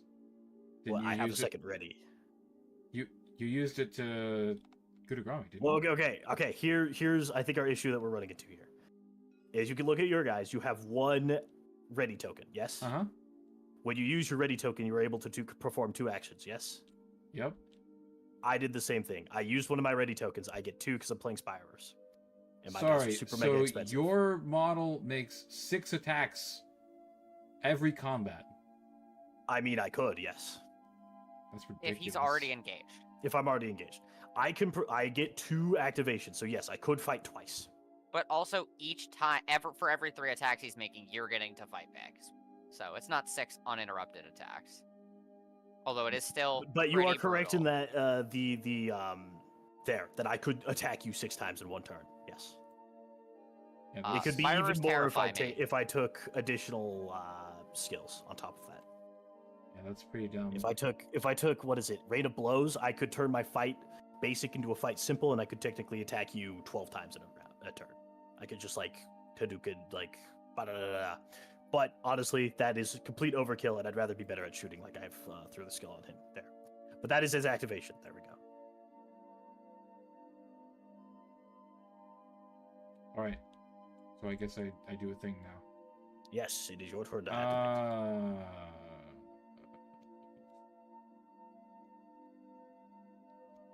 Okay.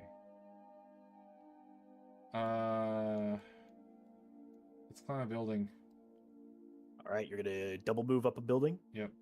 Clunk up there. Hey, stay away from my box there, sir. It's my box now. I might have to shoot you, sir. Go for it.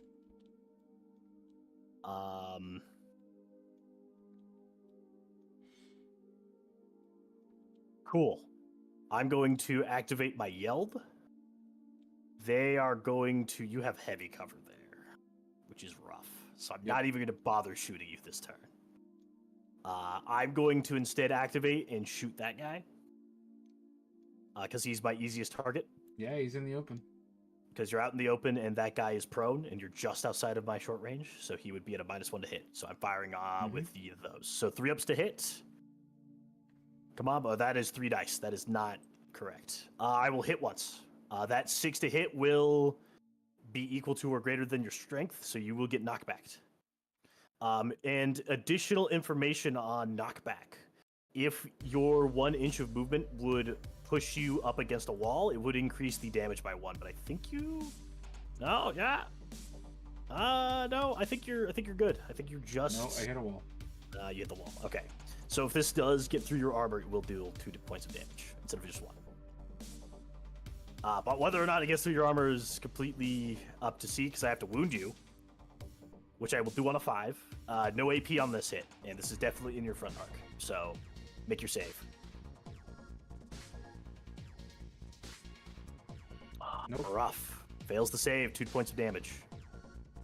But you have 3 wounds, right? This is your champ. Okay, so you don't make any injury rolls or anything. You just get the 2 wounds shaved off. Okay, I could move my Shrike if I wanted to, but I don't think I will. You're just gonna take another turn or 2 for that guy to get up to you. Pretty, yeah, he's not going for me. He's going for the damn loot crate. You can like DFA, like jump. I'm not meleeing him. The fucking Shrike has very bad. I'm saying melee. the Ogryn should fucking elbow drop your leader. That sounds like a very good idea with low initiative models. Oh wait, they have low initiative. They have 5 up initiative. I forget. I'm used to playing the acrobatics gang. Who could just like have 2 up initiative everywhere. They're like, yes, initiative check. Yeah. You mean free pass? You may have armor. I have las guns and backflips. I'm going to probably activate Enoch later. I'm going to activate Pit Fiend. I'm going to charge your leader. Can you do that? You don't have line of sight to me. In this game, you do not need line of sight to charge. You can charge around corners and such, if I recall correctly. Now, I'm gonna go look it up, but I'm fairly 100% certain that I can charge you without. I think you need to have them in your front arc. Sightline. I will look. Okay, let's go the charge action, which should be on like page 43? Question mark? Is that page 43? No, don't search for the number 43. I absolutely hate this document. It's so big. Why does the rule book have to be 500 pages? Because there's a lot of stuff in Necromunda. Most of those pages are filled with random scenarios and a lot of guns. Where is actions? Actions, I think, start on page 38? Question mark? No, not 38. 35. It's a bunch of different types of actions. There's double actions, and this charge. Make a move simple action, adding D3 to the distance. During a charge, the fighter can move up to within 1 inch of a standing, active, engaged, or prone and seriously injured enemy, or one that, or more than one if they wish. But if they do so, they must have sufficient movement to get into base to base with at least one of the enemies. Becoming engaged, if not, they must stop 1 inch away. The charging model does not need to see the target before charging. That's lame. So I will charge you. I have 5 inch movement plus D3 inches. I will get 1 inch, so this is a 6 inch charge. Well, So it takes me 1 inch to get up onto here. So that would be 4.2. So that give me 1.8 more inches if I wanted to try to pull a maneuver behind you. But that would take 2 inches. So no. So I'm just mugging you in the face. okay. I'm not going to be able to go around. Cool. So I get to do a free fight basic action. While doing that, I'm going to reveal one of my cards, which is Stop Resisting. I can play this card while a standing, friendly, and engaged fighter makes a fight basic action, or this includes part of the charge double action. Until the end of the phase of this round, enemy fighters may not make reaction attacks against this fighter. So I will make sure that you cannot reaction attack me this round when I do this, just in case you still are standing. Horus is like Doom guy out here, just ripping Yes. people. Rip and tear until it is done. Yeah. Cool. So charging you gives me +1 attack, and then I doubled my base attack modifier because I'm paired. So this is 5 swings on you at 3 ups. All right, let's see it. And 6s will be powered if I get any of those. I will miss 3 attacks, rough. I will get 2 hits, one of which will be powered. I'm assuming your toughness is still 5? Yep. Okay, 3's the wound. We'll do the powered attack first. Powered attack will fail, does not wound you. Regular attack will fail, fails to wound. I just completely whiff. Nothing, nada. Vigor! Yep, Vigor just takes it all to the fucking face, I guess. Which is rough. Darn. No, but you cannot- try to power fist Vigor, and he just Yeah. grabs both of your arms, and he's like, "Feel me, man. Yep. You're too small to fight Vigor." Rough, okay. But thankfully, by playing that tactics card, you at least don't get a return attack. 'Cause Yes. That was what I was scared of. Okay, cool. That's my activation. Activate whatever else you wish.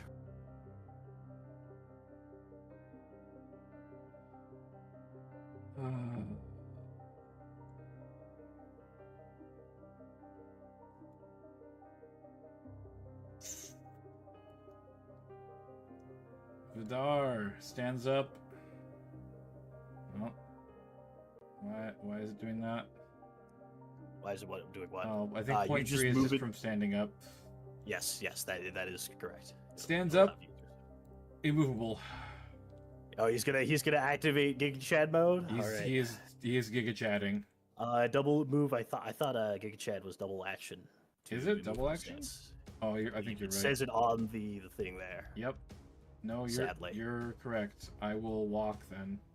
All right. I get Movement. to move 4 inches over Yep, here. because you vault over the thingamajig, the Watmahooter, the Hadamadad, as they say. Pinning Alrighty. is complete bullshit in this game. What is? Pinning. So You just don't get to do anything. It's stupid. so Yeah, I- get up so- shoot is usually your best option, but this is it's the really pain brutal playing a against melee players. gang. Yes, I agree. This is one of the big pains. Playing all melee. So my gang that I like to play is pretty flimsy, but they get this cool thing called chem alchemy where they get to make a bunch of like performance enhancing drugs and poisons. One of their best poisons that I can sell to other people because I can like make my own cocktails of up to 3. I can sell you one that increases your movement speed for melee fighters and makes them 1 harder to hit. Which is very nice for getting into melee. So That's pretty there's good. plenty of diplomacy to be done around that. I could maybe possibly charge you if I rolled max, which I don't think I will. So I'm just gonna play it safe. I'm gonna walk it up. It's a D3. Still. One in 3 chance could of just making YOLO it. it. I could just YOLO it. I think you'll just make it. Yeah, you're right. Did you know that 99% of gamblers quit right before they're about Right, to I'm win doing my big? measurements correctly. I'm not cheap shorting you because I have 6-inch move, which gives me to 5 there, which means yes, 4 exactly. Like I could barely make it if I roll a 6. Fuck it, I'm going to charge. 5%? No, base charge is D3 plus. Yes, I have Okay. 6-inch move. It's 9 inches away. He has a 33% chance of charging. Yes, and I'm going to take it. I believe I like you. those odds. Enoch is a gambler. And gambling did not pay off.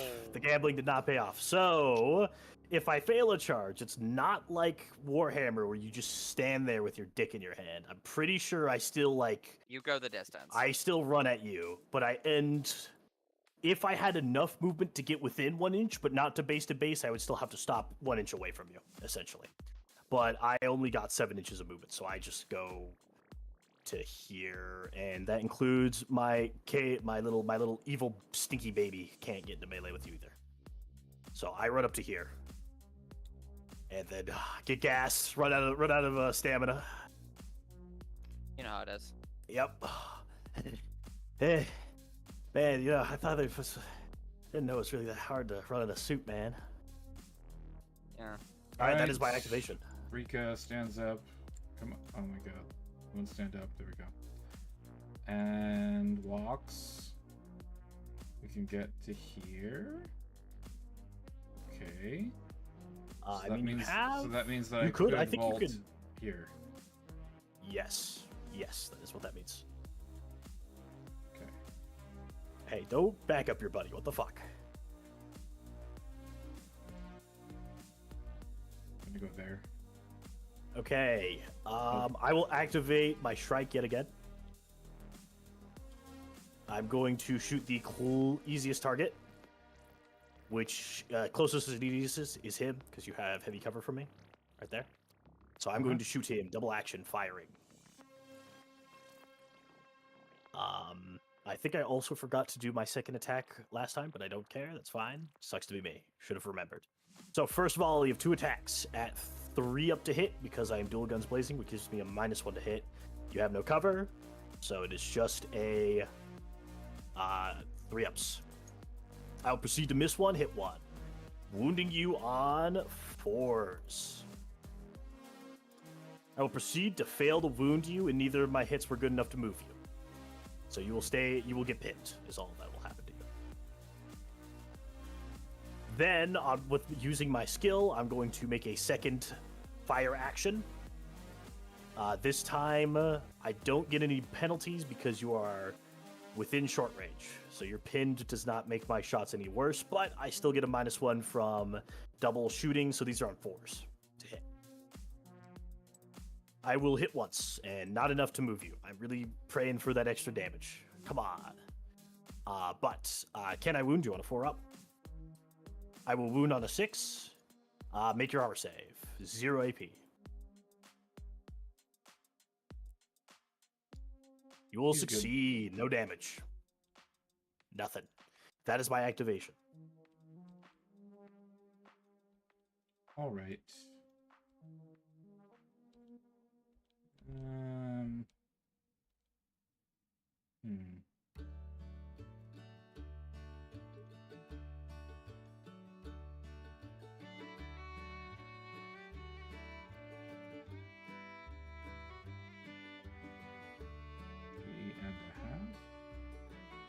You looking to see if you can charge me? 3.4. Nope.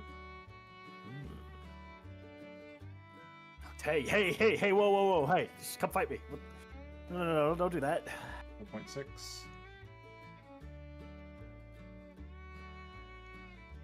Oh wait. I think you should steal Enoch Tychon's. Hey, wait a minute. Okay, I'm gonna let it pass, and I'm not gonna go back because this is on me for forgetting. I forgot I have 2-inch versatile melee range, so I technically would have made that, but it is something I forgot, so I'll take it on the chin.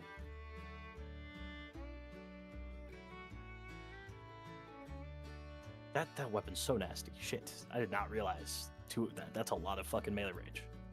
Okay, but just means I'll auto succeed my next charge. I mean, I was obviously never played War Machine Hordes. I have not. No. You would know that 2-inch melee is godly. 2-inch melee does seem very good. I kind of forgot about that. But continue. Was that your double move on that guy, the lowest thing? Okay. I'm gonna charge you. Surprise, surprise. My baby will not join me. He's just gonna sit there. He's not very good at melee. Sadly, Fortnite Ninja Blevins will not be meleeing. So I will move.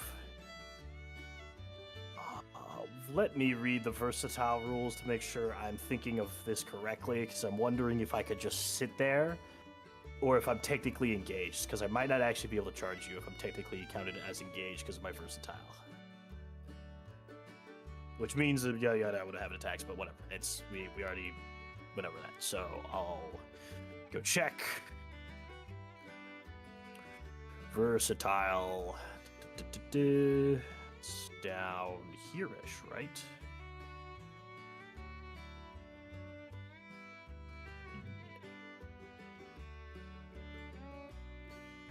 Versatile. Okay.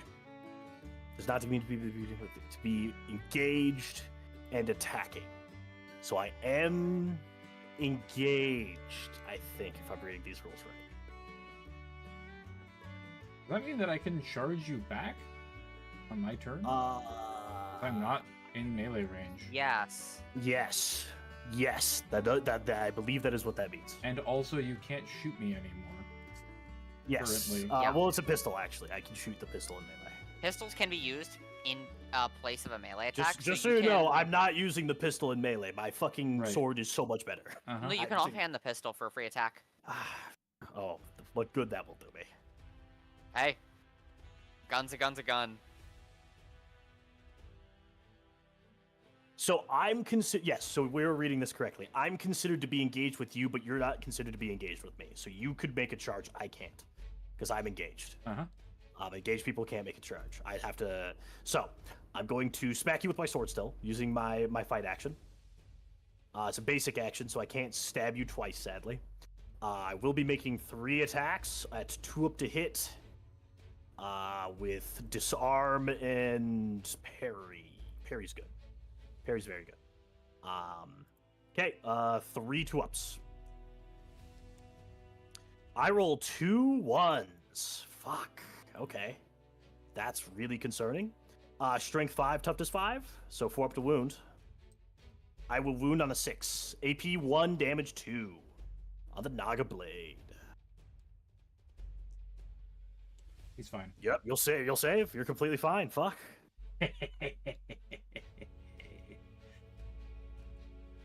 All right. Yeah, that's all my actions. That's everything I got. That's the turn. All your actions. Yeah. Okay. You have to, at the end phase, we would deal with seriously injured people, but the only guy who got seriously injured is dead. Stopped. Remember morale when something gets seriously injured in front of a friendly gang member. Yes. I don't think he was close enough to trigger Bigor. Close enough to trigger. Even Bigor. then, Bigor probably would have made it. It's Bigor. Yes, it's fine. I assume out of all the people, he was going to succeed. So it's fine. But you do need to roll to your morale.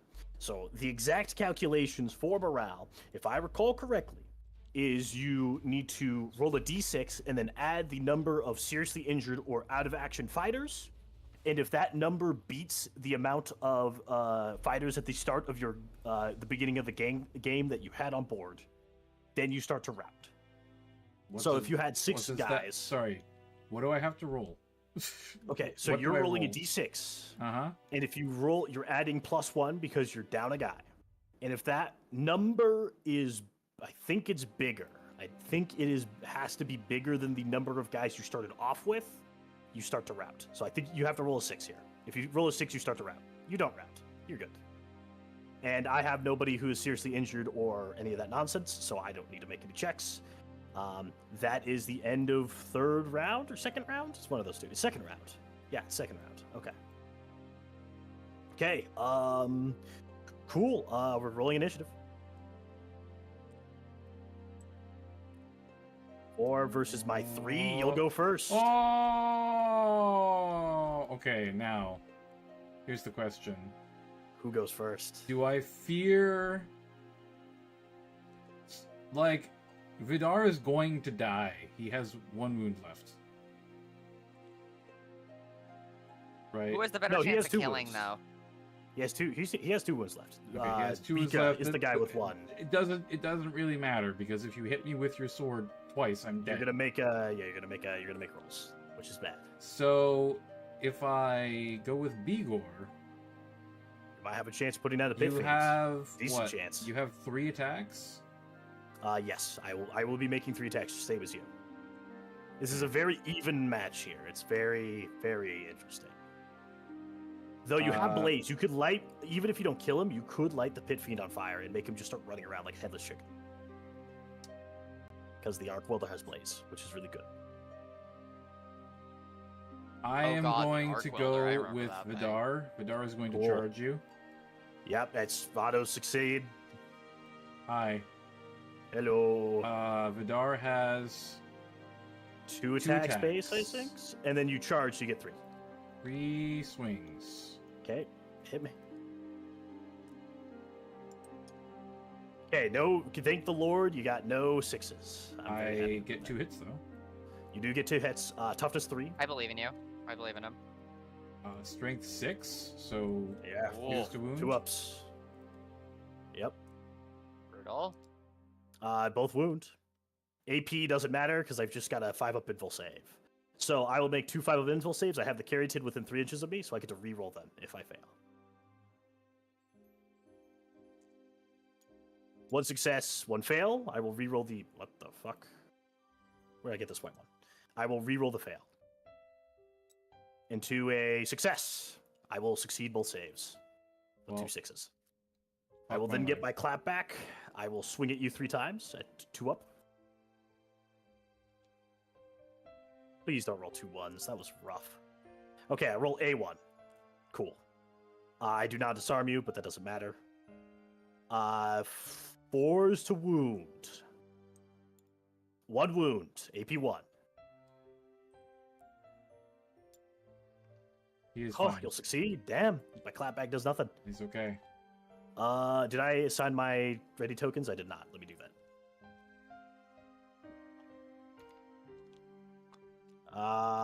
Enoch, you're my leader. I probably should activate with you, but I want Thadar to fucking punch this goddamn Ogryn in the face, so he's gonna activate. Yeah, I could kill you before you get to punch back. Yes, you but, could. So I'm going to attack you 3 times. 3 up to wound, or 3 up to hit.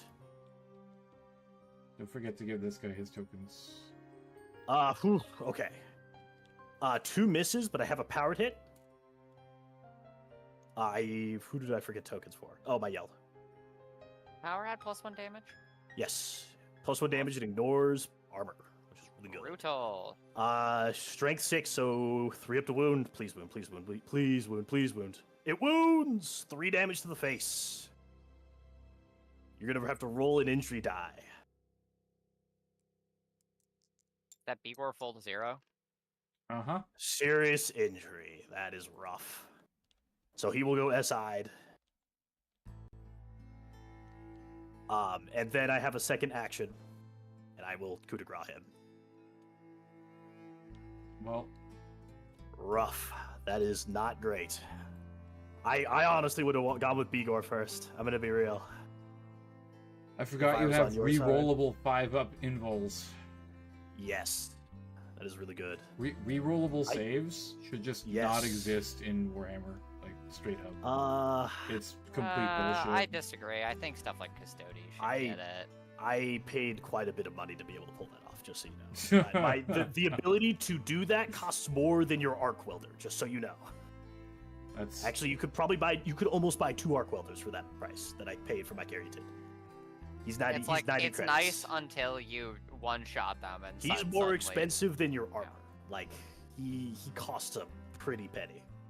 Yeah, he's about half your list, right? I debated making a list with 2 pit fiends. If I just removed the caryatid and then removed the strike, I could have 2 of these guys. I asked him kindly not to. Yeah, no, I did not make that list. I think that's a rule 0. But I agree that it is kind of annoying. I think the caryatid is like one of the only ways in the game that you can reroll saves. Yes. Period. Although it also other people can get it. Yes, yeah. If you really wanted to, you could try to get a caryatid and have a little evil fucking fetus baby follow your leader around. Sounds pretty fun. It is. Leary used one of these against me last campaign he was playing in, and man, it was a pain in the ass. It was a little shitter. Cool. That's my activation. You get to go next.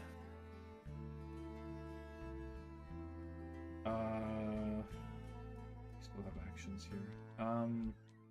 You could charge your. Yeah, I'm gonna charge you. Which would give him an assist because there's. Oh wait, no, I don't need this.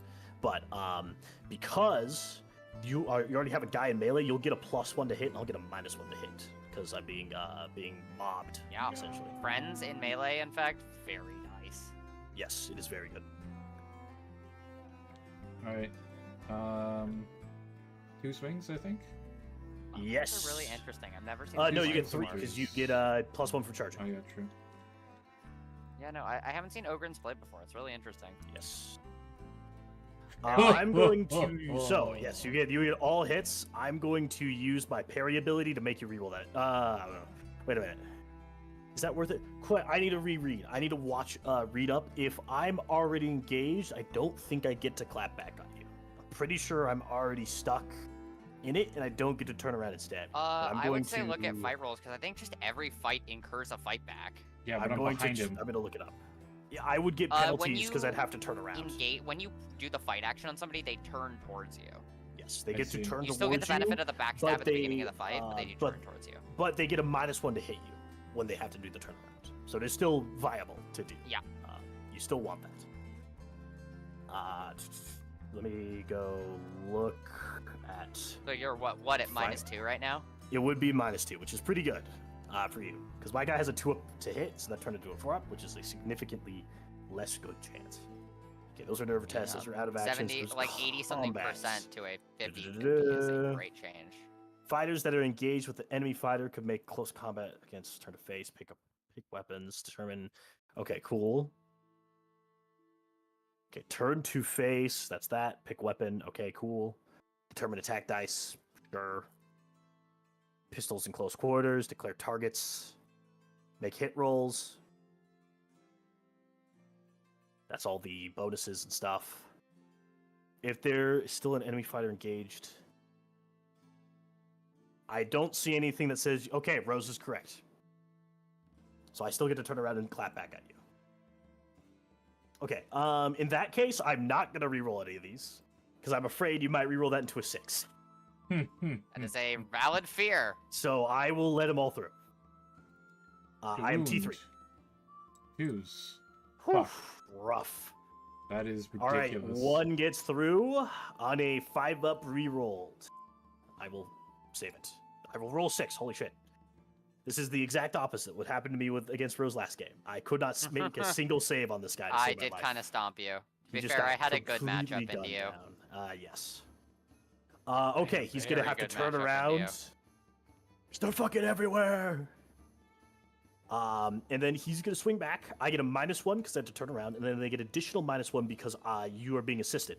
So my 2-ups become 4-ups. 3 attacks of 4-up.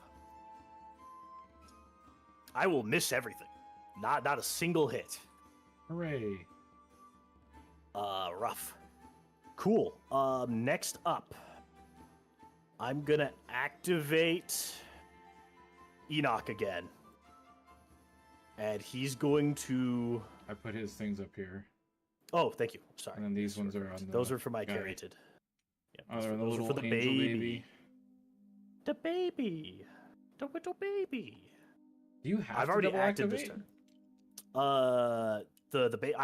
Sorry. What do you mean by double activate? I already activated this turn. I forgot. You don't have to group activate, right? I don't. There's no reason it would be not to. Okay. I'm gonna be honest. I'm not. The baby's not gonna get the melee anyways. It's fucking useless. It has 2 strength. It has no melee weapon. It's like slapping you with the little baby hands. It's not gonna do anything. I'm not even gonna bother with my time with that. Enoch's gonna turn to face you. And he's gonna stab you. All right. These are 3 ups because you are assisted.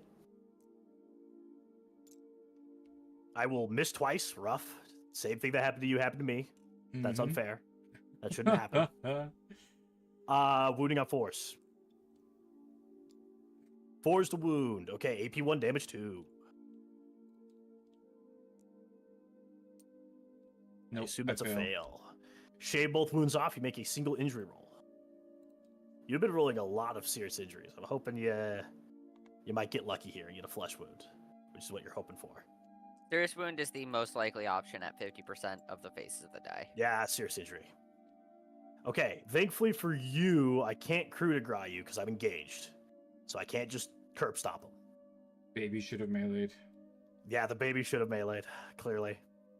That is my turn with Enoch. Okay. I guess if you melee with the baby, then everyone else is gonna swing back They're at all the gonna baby. swing on my fucking baby. It has a 3-up invul save, but if you hit it once, it dies.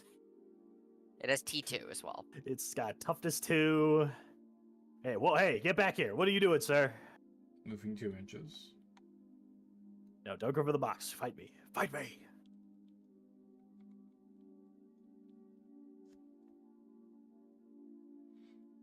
That's it. All right, coolio. My Yield is gonna go. Do I shoot into melee and accidentally hit my own guy? Yes. That'd be really funny. Yeah, sure. It'll be fine. I'm gonna. What's the guy's name from Titanfall who in the flying mech? The North Star. North Star. What's his? But like the guy from the campaign, is it Viper or something? Fucking Viper, yeah. It's Viper. I don't know. Hate Insert that guy. insert cool Viper line.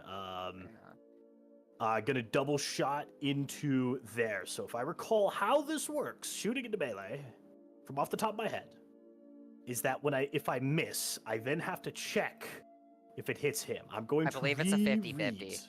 I'm gonna reread up on this, so I'm not either going too hard on myself or going too easy on myself. So it's probably in the shoot action, I assume, is where I'm going to find the rules for this. Yeah, most likely. Shooting. Cleared range attack. Do I have to check for priority things? I don't think I do, because I can't see the Lobo Slave down there. And yeah, he's the closest target. So no, I don't have to worry about priority. Okay, those are all the things. Improbable shots. Target is pinned. Doesn't matter. Resolving hits. Stray shots. There we go. Any fighter engaged with the target or is within 1 inch of the measured line. So yes, it is 50-50. 1 through 3 is a hit. 4 through 6 is a miss. And if that's only if I miss my attack. Got it. Cool. So that is how that works. Yeah, I'm gonna shoot you. 2 shots coming right up at 3s. I will hit both, so I don't have to worry about that. Sadly, no knockback. Wounding you on 4s, because I'm assuming you're toughness 4 still, or toughness 5 still. 1 wound, 1 fail, no AP. And I think that's a 6-up save for you, because you're just running French plate. Yes. Yeah. I have a question. Yeah. Do you have to Did you already roll your 50-50 or whatever? Okay, so if that only procs if I were to miss my attacks. I hit both attacks, then failed to wound. Oh, I see. One Okay, of them. gotcha. Let's see if I've got a 6. Oh, nope. Okay, 1 damage. Just one wound shaved off. 1 wound. Okay. I think you don't realize that is you just made a mistake. Come at me. Yeah, just so you know, you. you can't charge me. What do you mean? Why can't I charge you? Because you have to double move up. Remember, it takes you have 7-inch move charge at best. You have to use 8 inches to walk up. Because it's a 4-inch reversal. So Right. you physically are incapable. 4 movement? Yeah, level saves. Oh, that is brutal. Yeah, they're super slow. It's very unfortunate. That is the unfortunate thing. I put him there, and I was like thinking about it. I was like, oh wait a minute, should I just move him again, just make sure that doesn't happen? And I realized you had 4 movement, which is just like 1 under what you would need to pull off the charge. Yep. So I can never charge up buildings with these guys. That's really annoying. Yes. Oh my god. Well, you can't clamber up a building to charge. If there was a ladder or some form. You gonna move and open up the casket? Yes. Okay, casket opening up rules. From what I recall, they're very easy. Okay, yeah, I think you just use an action to do that? I'm pretty sure. Yes. Alright, roll a d6 for me. Higher the better. 1. So that's the one you're not supposed to roll. Because that is booby trapped. It has a blast of 5 inches centered on you, strength 4 hits. Oh my god.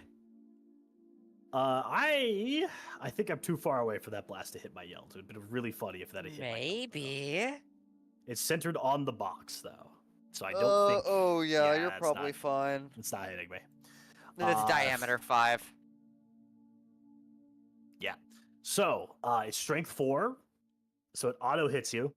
Because it's a template weapon. I could roll it, or you can roll it. Up to you. That is... So yeah, it's Brutal strength luck. 4 versus your toughness 5, I think. It somehow wounds. You have a save, right? Yeah, furnace plates, and you were facing Let's see if the I explosion. can get another 5. Nope. No, 1 damage.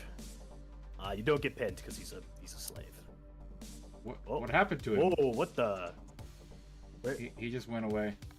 Oh, did he just like? He just disappeared. It was secretly a melt-a-bomb, guys. It literally disappeared. I don't know what the fuck happened just now. Yeah. What? He was there, then he's not. What? I have a plan, Arthur. Control Z.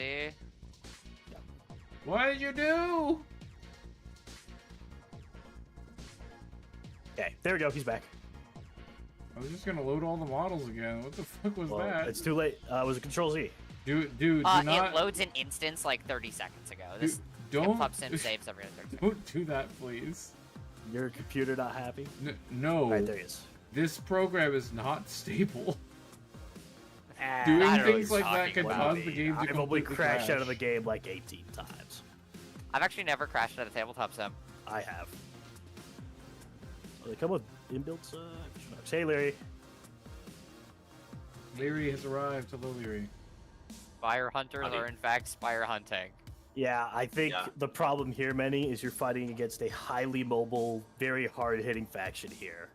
I'm That- gonna. Literally, They're really strong, it's and I think literally they the take thing some that. game knowledge to fight. Yeah, I don't think that I can fight your faction. I agree. I'm looking I think at the this. Ogrins are a really bad matchup into them. I They think don't have Ogrins range and they're are- not fast enough, so you can I just think kite. the issue is that Ogrins are already kind of. I'm gonna say it. I think they're kind of bad. Cause like God, not having any ranged weapons is really rough. It's Yep. really rough. Uh-huh.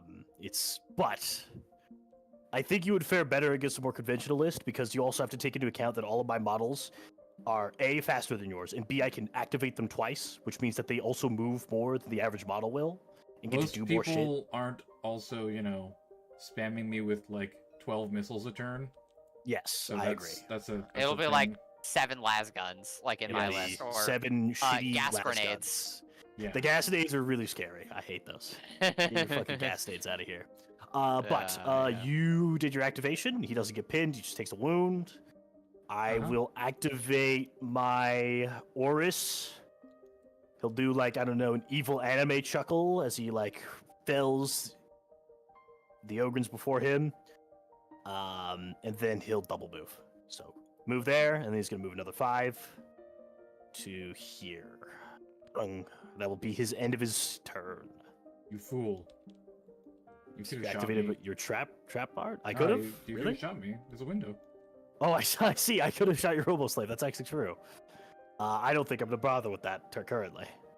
All right. Back to it. Alrighty, Do you have anything left to activate? I'm a I don't little think you worried do. about Spire Hunters, I'm gonna be honest. I do. I have games. It turns I out have a feeling turns that out people there's with like power armor and like invulnerable saves are really good in a game where everyone's a shitty ganger with like a club. I agree. Correct. So like every game I played Spires in, it's been super on one end or the other. Because Leary played Spires against me, and It's I been fucking feast or dogged famine. on him. I dogged on him. First turn, shot his leader dead, just off the bat. It was a just two-turn killed him. game. Yeah. It was a 2-turn game. I completely crumped him, utterly.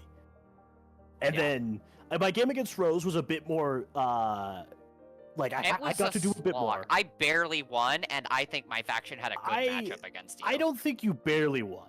I think you won with a decent amount. At the end there, I finished off some of your shitty gangers, but I You didn't. finish off I got 75% of my gang with one model okay. That's true. He did in roll 2 really good. turns.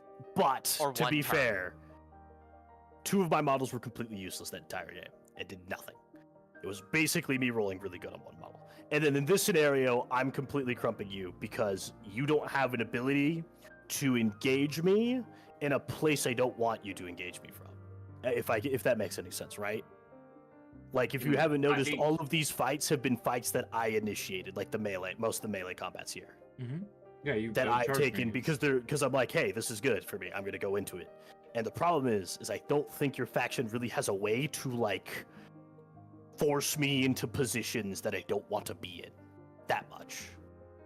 Like, because all you have are grenades, which don't have that much range, especially the ones that actually deal damage. Like frag grenades don't do a whole lot against my gang.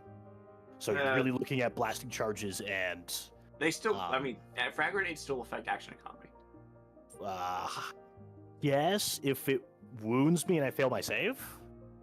But Oh, right, yeah, because you have weird pin rules. yes, I have weird pin rules because I don't get pinned unless I actually take damage.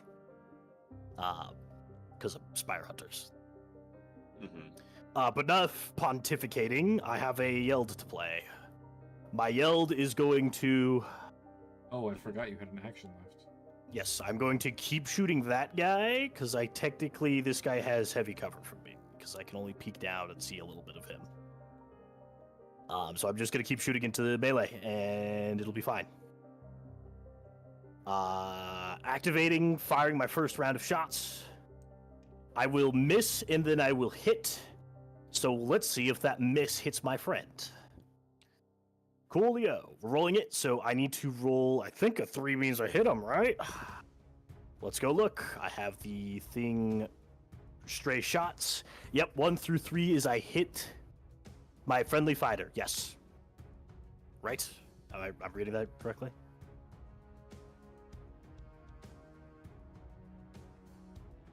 Yes. Exactly. So, yes, I will be hit with my own shot there. Next up, we'll resolve the attack against you first. Wounding on 4s. Wounds on a 4. AP 0. 6 up save. Nope. Another wound. These guys come with 2 wounds, if I recall. Yep. Yes, they do. So you're gonna have to make a injury check.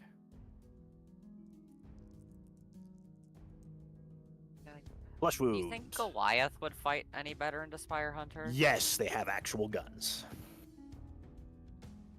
I think having a I think- gun yeah. significantly increases your viability against these guys. I think that's the only way you can fight them legitimately. agree. Like, I think My they're melee just is too good that they pretty completely nasty. nullify melee fighters. My melee is very nasty. Yeah. Like I don't know guess, if- Leary, what would I ask if you're gonna go with like a raw melee list? What you're gonna do against Spire Hunters? If I'm okay, if I brought a raw melee list against Spire Hunters, is that what you're asking? Yes, like I think having a gun is integral to being actually. I think having a able gun to is combat. integral, and it means that your melee death blender has to play defense. Yes. For the fact My that melee death shooting. blender was really not useful. Yeah. Except Roses- unless you charged me.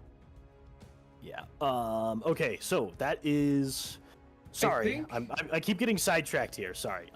Medi, yeah, you were saying something, Medi? Oh no, nothing. Okay. I have to roll to see if I wrote. Oh, whoa, it's not the end. I get to shoot again because my guy is cool and awesome and epic. Fucking hell. Yep. All right, we're gonna shoot again. This is at 4s. I will miss both shots. Did you roll to wound your Something own guy? that might be aggravating more you're right. than the. I think the table is also aggravating this situation as well. I could see that actually. Yes. I could see that. I think more confined spaces will definitely make my insane movement profiles. This is also, it makes it so that you can get more cover, full cover concealment. Mm-hmm. I agree with that. That's an accurate assessment. So I much need fun. to roll against my own guy. I'm I think in the hallway map, Spires are going to be not as great. I'm going to make my save at 5 up invul, re-rolling. And I think that definitely there'll be. No, that was not a roll. Oh my God. Sadly.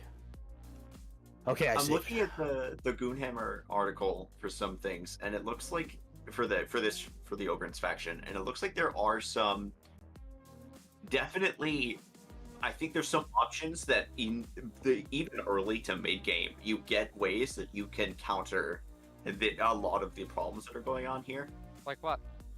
Well, I mean, like grapnel launchers just make your Ogryns move faster if they decide to spend both actions moving. Okay, yeah. That's just a 12-inch straight line that you could just spend as a double action. I can see that. Yes, that's pretty useful. The incendiary charges. Oh, yes. So then you get Blaze on top of Pinned. Blaze is insane against these guys. Smoke grenades, as well, if you just want to go that way. It's so funny to me, Ogryn's using smokes. Mm-hmm. No, it makes a lot of sense. You got to cover yourself on the way in, right? Yes. Just Ogryn being smart enough to deploy a smoke grenade is more so the thing. They don't actually care about its tactical value. They just think it looks cool when they come out of the smoke, like a bunch of main characters. Yeah, I'm looking at the list of essential trading post purchases, and this is what getting me hyped. It's grapnel launchers, smoke grenades, halo devices, glow sticks, and falsehoods. Huh. Shut the fuck up! I hate falsehoods. I hate them. I hate them. I hate that. Okay, I think they make the game worse. To hit your guy. Wait, no, I already rolled to hit. I missed twice. I need to check if I hit my own guy. I think falsehoods on Ogryn slave Ogryns is their actual use case. Okay, one fail, one hit. I hit my own guy on accident again. I mean, because like they came in the same thing. Like the long Mistral campaign dropped with both the illegal goods table and the that is everything. And slave Ogryns. Cool, that is everything. End of turn. You are down 2. So you lost 2 guys that have an S-side guy currently. So you are adding +3 to your roll and if you beat the amount of starting gang you had, then you start routing. With the 6, you will get a 9, which was far bigger than your original gang value. Yes. So you will then start to break. So if I recall correctly, Leary, it is on activation that you then roll the cool check to see if they run. Yes, or is it like at the beginning of the round thing that you roll for all? I think it's when it happens. Let me pull it up. Necrodamas.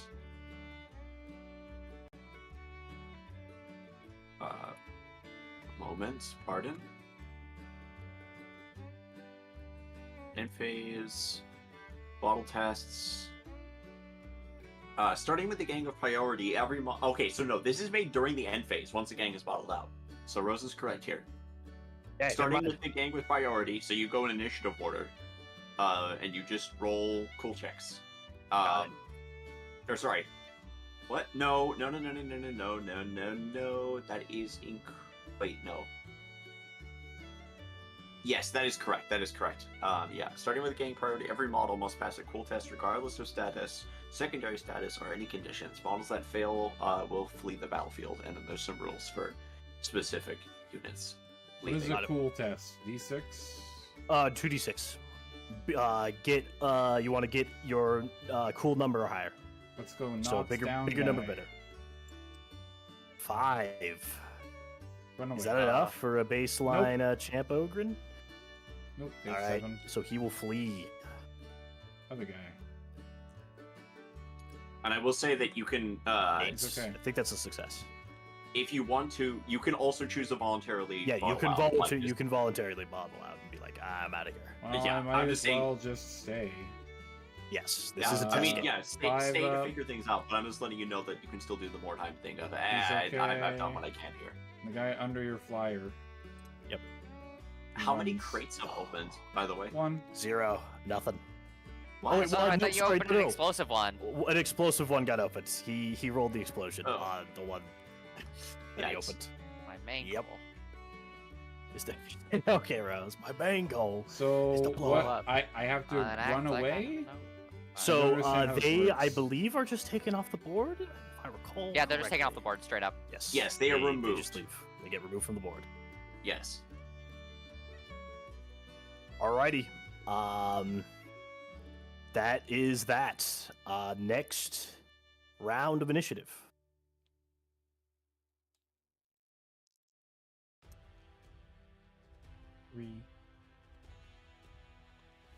What would I get? Let's find out. My big one. So you will be going first. I'm a charge you leader. Got it. Wait. Is it better? I think it's better for me to go with the Lobo Slave first, right? 'Cause it forces you to turn. No. Okay, wait. Okay, here's what my thought process I'll get shot is and that pinned. if you charge first, your Lobo Slave, if this guy survives, the Lobo Slave will then get the assist to get better hits on Enoch. That's Okay. the only. That's the upside. The downside is I am face, you'll get my front arc, which means I will not have a -1 for turning, so I'll have a better chance to hit him. So whether or not you think the Lobo Slave hitting better is worth it is up to you. Vortex. All right, he's Leroying in there. Vortex. He has 2 cleavers. Those all hit. Yeah. And I'm going to make you re-roll the 6 with my parry. What do I hit again? R? Roll. Yeah, R. Just press R. No, don't hold it. Just press it. Just like hover over and press. Okay, thank the Lord. Rolling to wound? Yeah, I got toughness 3.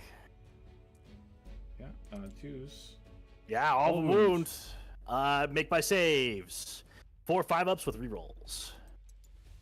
1 success, re-rolling 3. 2 fails. I have 3 wounds in total, so you will chip off 2 wounds, because that does 1 damage, yeah? It's completely insane that he hasn't taken any wounds yet. Yeah.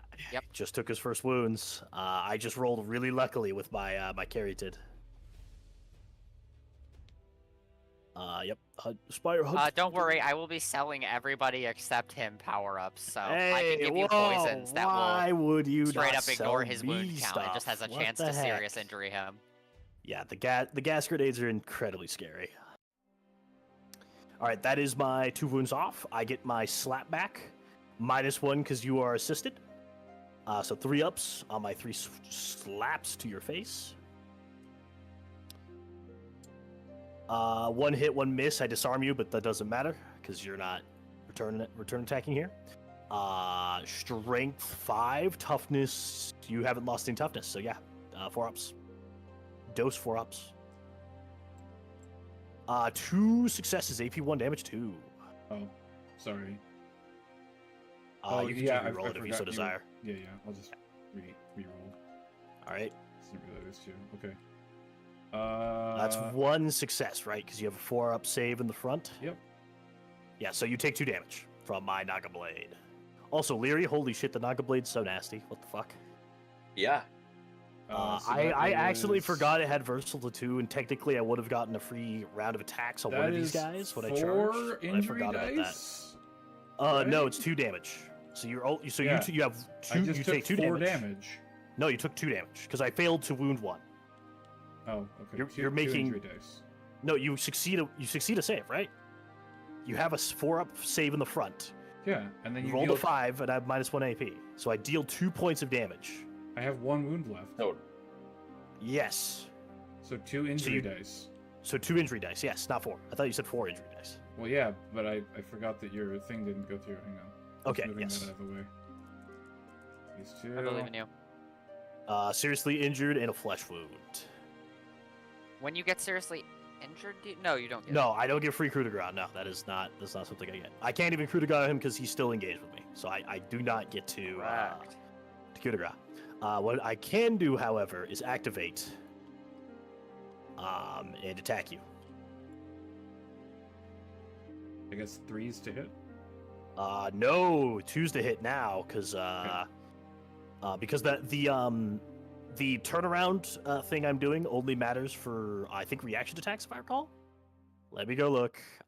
Let's make sure I'm not talking out of my ass when I say that.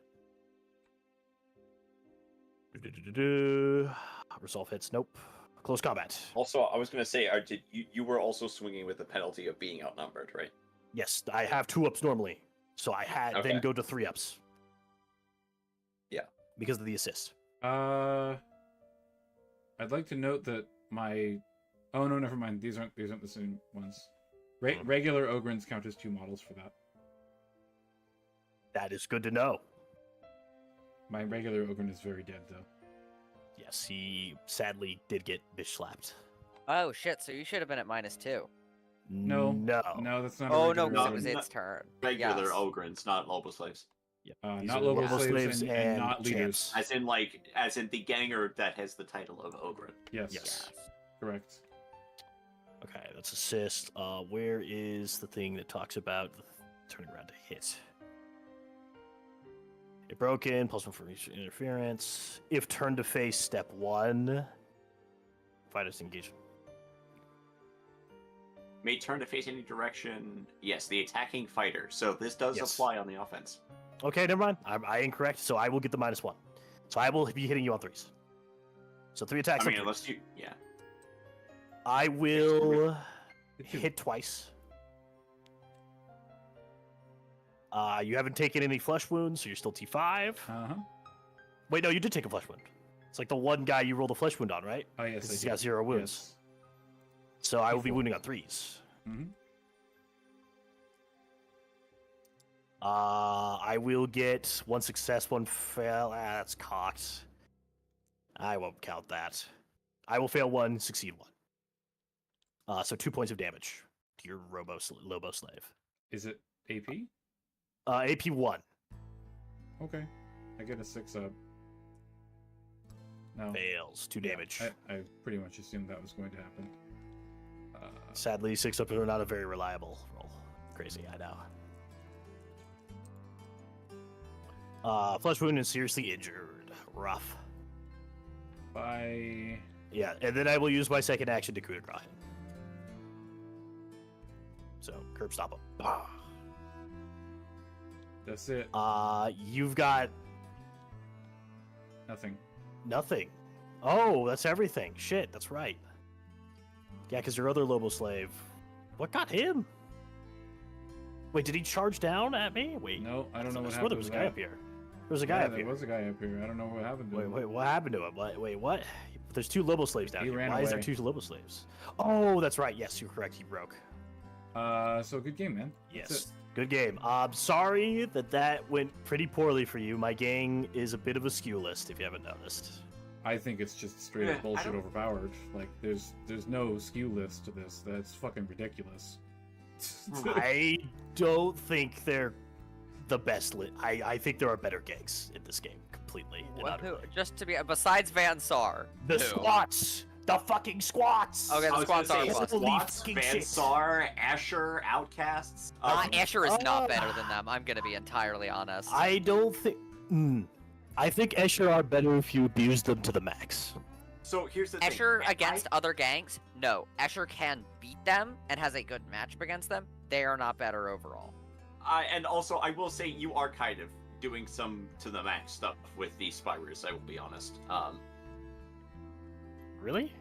I feel like I think the taking Oris is just busted regardless. I'm gonna I be think the Well, Oris is very cool. I mean, I wasn't even speaking about the Oris. You chose the free upgrade on the Yell to the Missile Gauntlets, the free upgrade from a worse weapon to a better weapon. You chose, I gave you the best augmentation for your leader. I mean, I can see that. I think the better version of this list, everything honestly, except the Oris has been optimized. I'm gonna be honest, but the Oris is still the strongest part of the list, bar none. I think the Oris is very good. I agree with that prognosis. I think the Oris is honestly the best unit in this thing. 2/3 of my list apart in like 1.5 turns. Literally 3 activations. Yeah, it will kill anything it touches in melee. Imagine how it fights how it shoots into T3. It's horrifying. Yeah, my Oris didn't even get to shoot that much this game because the one saving grace that the Ogrins have against it is that they have T5, which makes its guns useless. But the problem is it still has its fists. And the Ogryn list is an entire melee-based list, and this thing still fucks in melee with its power fists. I don't know. I agree with that. I think the Oris is very good at this list. A combination of, I think maybe starting gangs are also giving us a bad representation.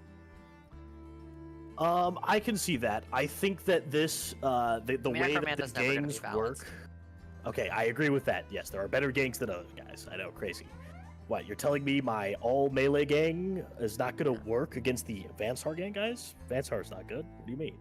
But I think I kind of agree that my gang's goodness will start to curve because I'm not like other gangs. I don't buy stuff. I don't do that. I have a weird second separate economic sphere, and I haven't seen how it plays out, and I'm interested to see... The only way you get more gear... The only way you get more gear and equipment is good boy points and in downtime. Yeah, exactly. Which I'm interested to see how that pans out and whether or not that we're underestimating how good it is and actually, Lamau, I got a bunch of free stuff because I just keep winning. Or if I'm going to stifle behind everyone and then here's my thought, die. Right? In that aspect, yes, they curve worse than everybody else, but they are so oppressively powerful in terms of their kill potential, and they also only score from killing. They cannot score secondary objectives, which I think is super unfun. I'm gonna be honest, like, it's cool flavor-wise. I think it literally is just them playing into already being the best models on the table. So here's the thing, they can win objective, and they can get the bonus, they can get every other bonus from winning the game. Other than money. Exception. Yeah, like, they get more XP on their fighters for winning, they get more reputation for winning, they get the only thing they don't care about is credits. Yeah. Though I would admit that is a very big and they get more territories for winning. So I agree with that, Larry. I agree with that. I just, personally, I'm like, in my head, that money is one of the biggest contributors, and if I'm playing Spires and I'm picking between more reputation and a plot of land I can't use versus getting more kills on my kill count to upgrade my guys, I'm going for the kill count pretty much every time. Yeah. And the thing is, like, everybody else gets XP by doing missions. They have a direct, I kill this many guys, I get upgrades, and yes, they curve slightly worse than all the other gangs, but I think they're strong enough in combat that they don't need to. I think early on they're stronger, and that's going to give them a lead, and Necromunda sometimes turns into once you're ahead, you stay ahead. I'm hoping to fix that, but yes. Yeah. I understand. I'm a little scared of, giving my honest estimation, I'm a little scared of the Spirers in a campaign. I don't know if they are a good addition. I think you should play whatever you want, and it's between you and the Game Master. I personally, from my experience with them now, like, I think Escher is possibly the best gang matchup into them, and I, like, super wiped out 2/3 of your list pretty early, and one of your models still nearly clawed a win back from essentially, like, total victory on my end, which is, and it wasn't even spiking that hard, it was just rolling average, I guess I don't know. I can see that, but I've fought against the Spires a few times. In a few test games, and I've completely dumpstered them a number of times. A different board will not help. Intergang politics will not help. It's literally Knight Syndrome will not help. Oh yeah, that would be rough. But I can see the fears here. If everyone, okay, here's my honest opinion. If everyone is like, hey, we don't want you, Malik, don't play them. We don't find it fun to play against because honestly, if it doesn't matter if they're balanced or not, if people just don't like playing against them, there's no point in me playing them because like. And also, I will balance you against them. I will give you economy to be able to bounce back when you're low. I will allow for you to be able, and you guys will gain substantial credits again, reigning ahead of these guys over the, like. I think that the week 1 is probably the worst matchup you will have with the Spire's Periodal campaign. Well, I mean, yeah, probably because they have like bolters. Because you're going to be constantly gaining. You're going to be constantly gaining money and equipment from your passives. Like, I think it's probably going to be like, yeah, it's going to. Like, week 4 will be, like, the second worst matchup. I think week 1 and week 4 are first and second for worst matchups, and then 2, 3, and 5, 6 are just, like, I think a decisive upper hand will be found there. I don't think the second week is gonna be like that. I don't think you get enough. I don't know enough about this game to comment on all of this, but, like... Yes. I don't know. I think this guy right here is pretty fucking ridiculous. He's very strong. The Horus, I think the Horus is way too strong. I guess I speak my mind and argue these factors in an effort to say when the campaign starts, please verse them with an open mind. I of course will act in accordance to your guys' wishes in talking about this, and Atsubi seems like he's perfectly willing to as well. I think we'll all be reasonable about this. People just keep fighting me, and they're like, "Hey, fighting you is just not fun." I'm completely fine with switching the list. I'm fine with switching the list right now. If we like take a poll and everyone's just like, "I don't feel comfortable playing against them," and I'll just switch to a different list. Probably not Squatch because God, I'm not opening the can of worms that is Squats. Well, I think we've maybe dealt with Squat's worst feature, but yes, I agree. But their entire list is T4 still. That's kind of absurd. For how much they're costed. I think that's also a very big part is why they're really good. But that's a whole other can of worms of goobers to talk about. Yeah, I mean, if it's like Mordheim, I mean, dwarves are expensive, which is like basically how they're balanced. I'm not saying squats are cheap. But every squat gets bolters. All the school. That's not the big thing. Most gangs that have access to bolters can give anyone a bolter. They get access to storm bolters, and a base game can give everyone a storm bolter, which is very good. Pretty crazy. Most people yes, cannot buy I think the storm bolter at game start is, I think, the problem. Like, I think the storm bolter is a similar amount of bodies and a similar amount of strength. I agree. For the same credit rating. That is true. With the exception of the Iron Head rapid fire dice bonuses on the higher tier one. The thing is that Goliath's strength is happening in melee and not in shooting. Shooting is just better in this game. I agree with that. I think Leary, the issue isn't necessarily that they get access to the Storm Bolter, it's that the Storm Bolter is a basic weapon and not a special weapon. For them. Yes, and we have. That's the issue. We have fixed that. I think if plasma guns were a basic weapon, I think you'd run into the same issue of you would run a place against Van Sar. Van Sar would spam plasma guns on all their bodies, because plasma guns are good because they give you plus 2 to hit and short range. Also, if this early game is an especially important concern to people, I'm happy to have Atsubi's first game be versus an NPC gang. I would honestly be okay with you. I'm going to be honest. If at the point that people have enough of an issue with me that where I'm getting special treatment of fighting NPC gangs and stuff, I would just rather just switch my gang out. So yes, I believe you. I am of the opinion that I don't know. I think I'm fairly adamant, and I think people have agreed with me, but not to as strong an extent as I believe it. But that week 1's going to be the worst week for the versus Spires matchup. Okay, well, that makes sense. Everything is going to get significantly better from there. So how common is just fighting on terrain like this? I I just threw together the map while you were doing this. There are pre-made maps, like if we recall everything here. Recall everything and throw up an example map. Deletes.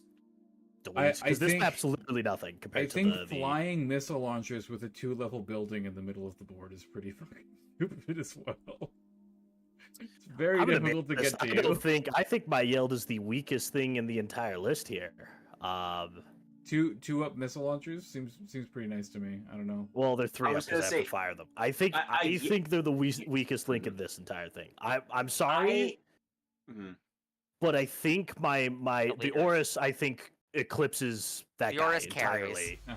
And I think that the extreme melee proficiency that my leader brings to the table. Listen, better than already broken doesn't mean not broken. Okay, you know what I agree. I really hesitate from getting into that mindset while we're trying to ascertain the effectiveness of this. Necromunda also never is stating as trying to be entirely balanced. It is intentionally the unbalanced game. And also, so here's a pre-made map. With some, yeah. Oh, wait, there's the wrong bottom. I need to... Okay, yeah. Okay, wow. So that for context, it's a lot more dense. That is verticality. That is a lot of verticality. Yes, a lot of density, a lot of verticality, and Very it will be, I would say, to your massive advantage. Yes. Frankly, I don't know why you guys didn't play on an example table. I just threw a table together while he was waiting because I played on this table a bajillion times. But I agree that this table's really good. Also, it's really big for a first time. But honestly, maybe that's a good thing. This map is pretty cool. There's a few other ones. There's this one. This one's a bit more open. You haven't noticed? Also, recall you. Nope. Recall you. There we go. Nope. I would say recall you. Which one are you? Oh wait, no. It's just a Torox. Yes. Thorax. Get that out of there. This map is another official one. As you can see, it's a lot more open. Wow. Yeah, but I think this is for the Ash Waste expansion. This is definitely for Ash Waste. I agree. Yeah, that's an Ash Waste. Recall, here's another one.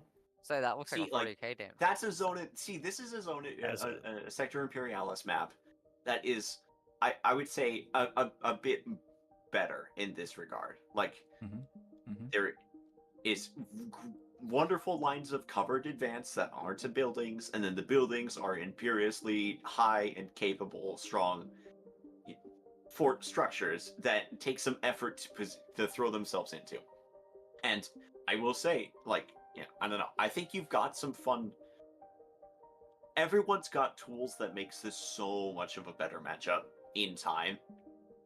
I think Ogryns are especially benefited in that because of their ability to use. We're ignoring the rule of effects. Not being able to shop for things with Ogryns as well.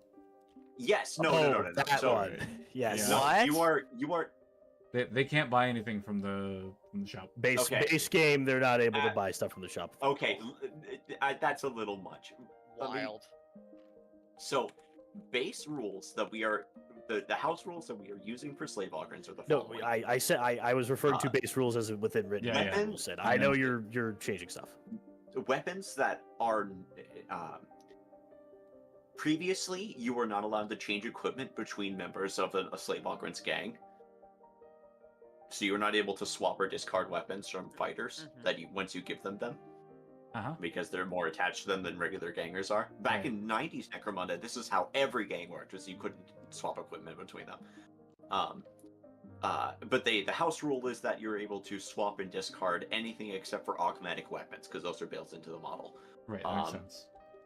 And then the other house rule is that normally Ogryns are not able to buy weapons from the trading post. Right. They can buy war gear, they can buy grenades, they can buy armor, they can buy... They can't buy guns. They can't buy guns from the trading post. Guns and stabby bits. Yes. Okay, second question. And even then, they can still be smuggled by other players. But then you have like this roleplay moment of one of the gangs deciding to assist a group of runaway slave Ogryns. Oh. Like... Save me the heartbreak. I'll feed you drugs. I'll give you drugs. at a Drugs. price. We like drugs. What are drugs? We never had them before. And also, here's the thing: like a combination of me giving economy for gangs that are having a hard time. Like if you had a bad matchup against the Spires and you're in a bad state in the leaderboards, I can say, hey, buy yourself. I allow you to buy yourself a fixer with money that you get from your settlement, and you would have a fixer. And you're able to make stuff back, or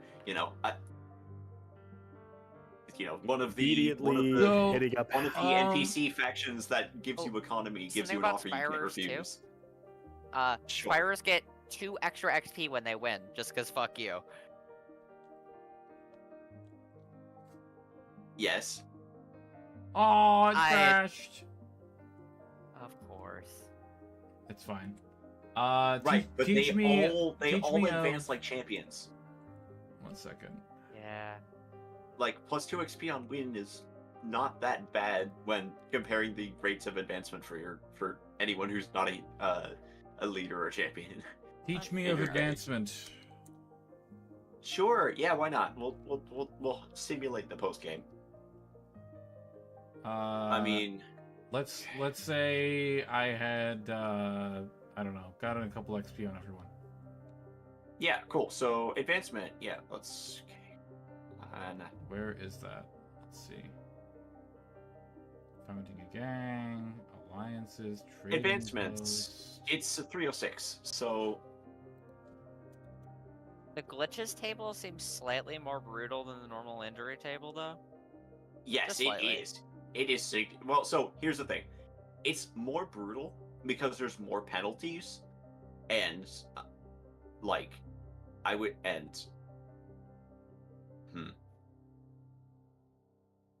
and I think the percentage of your fine is reduced compared to the normal chart.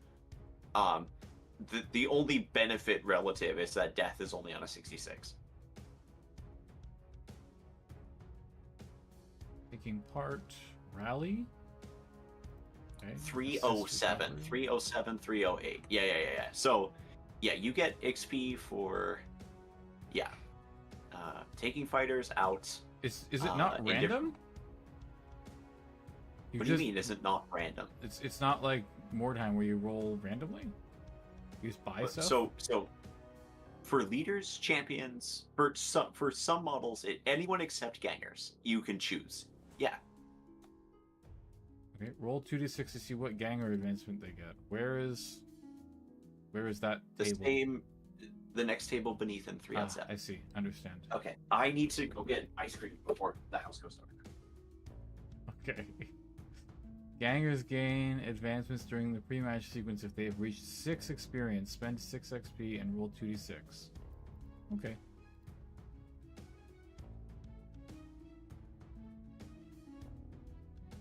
Do you just split XP between whoever you want? Are people still here? Oh, it's Subi disconnected. I understand. His internet probably died.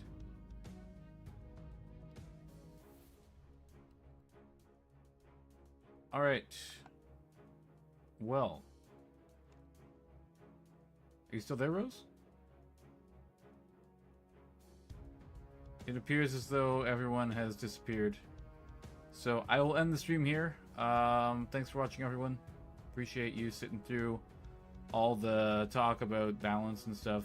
If you made it to the end here, make sure to like and subscribe. We'll talk to you later. Have a great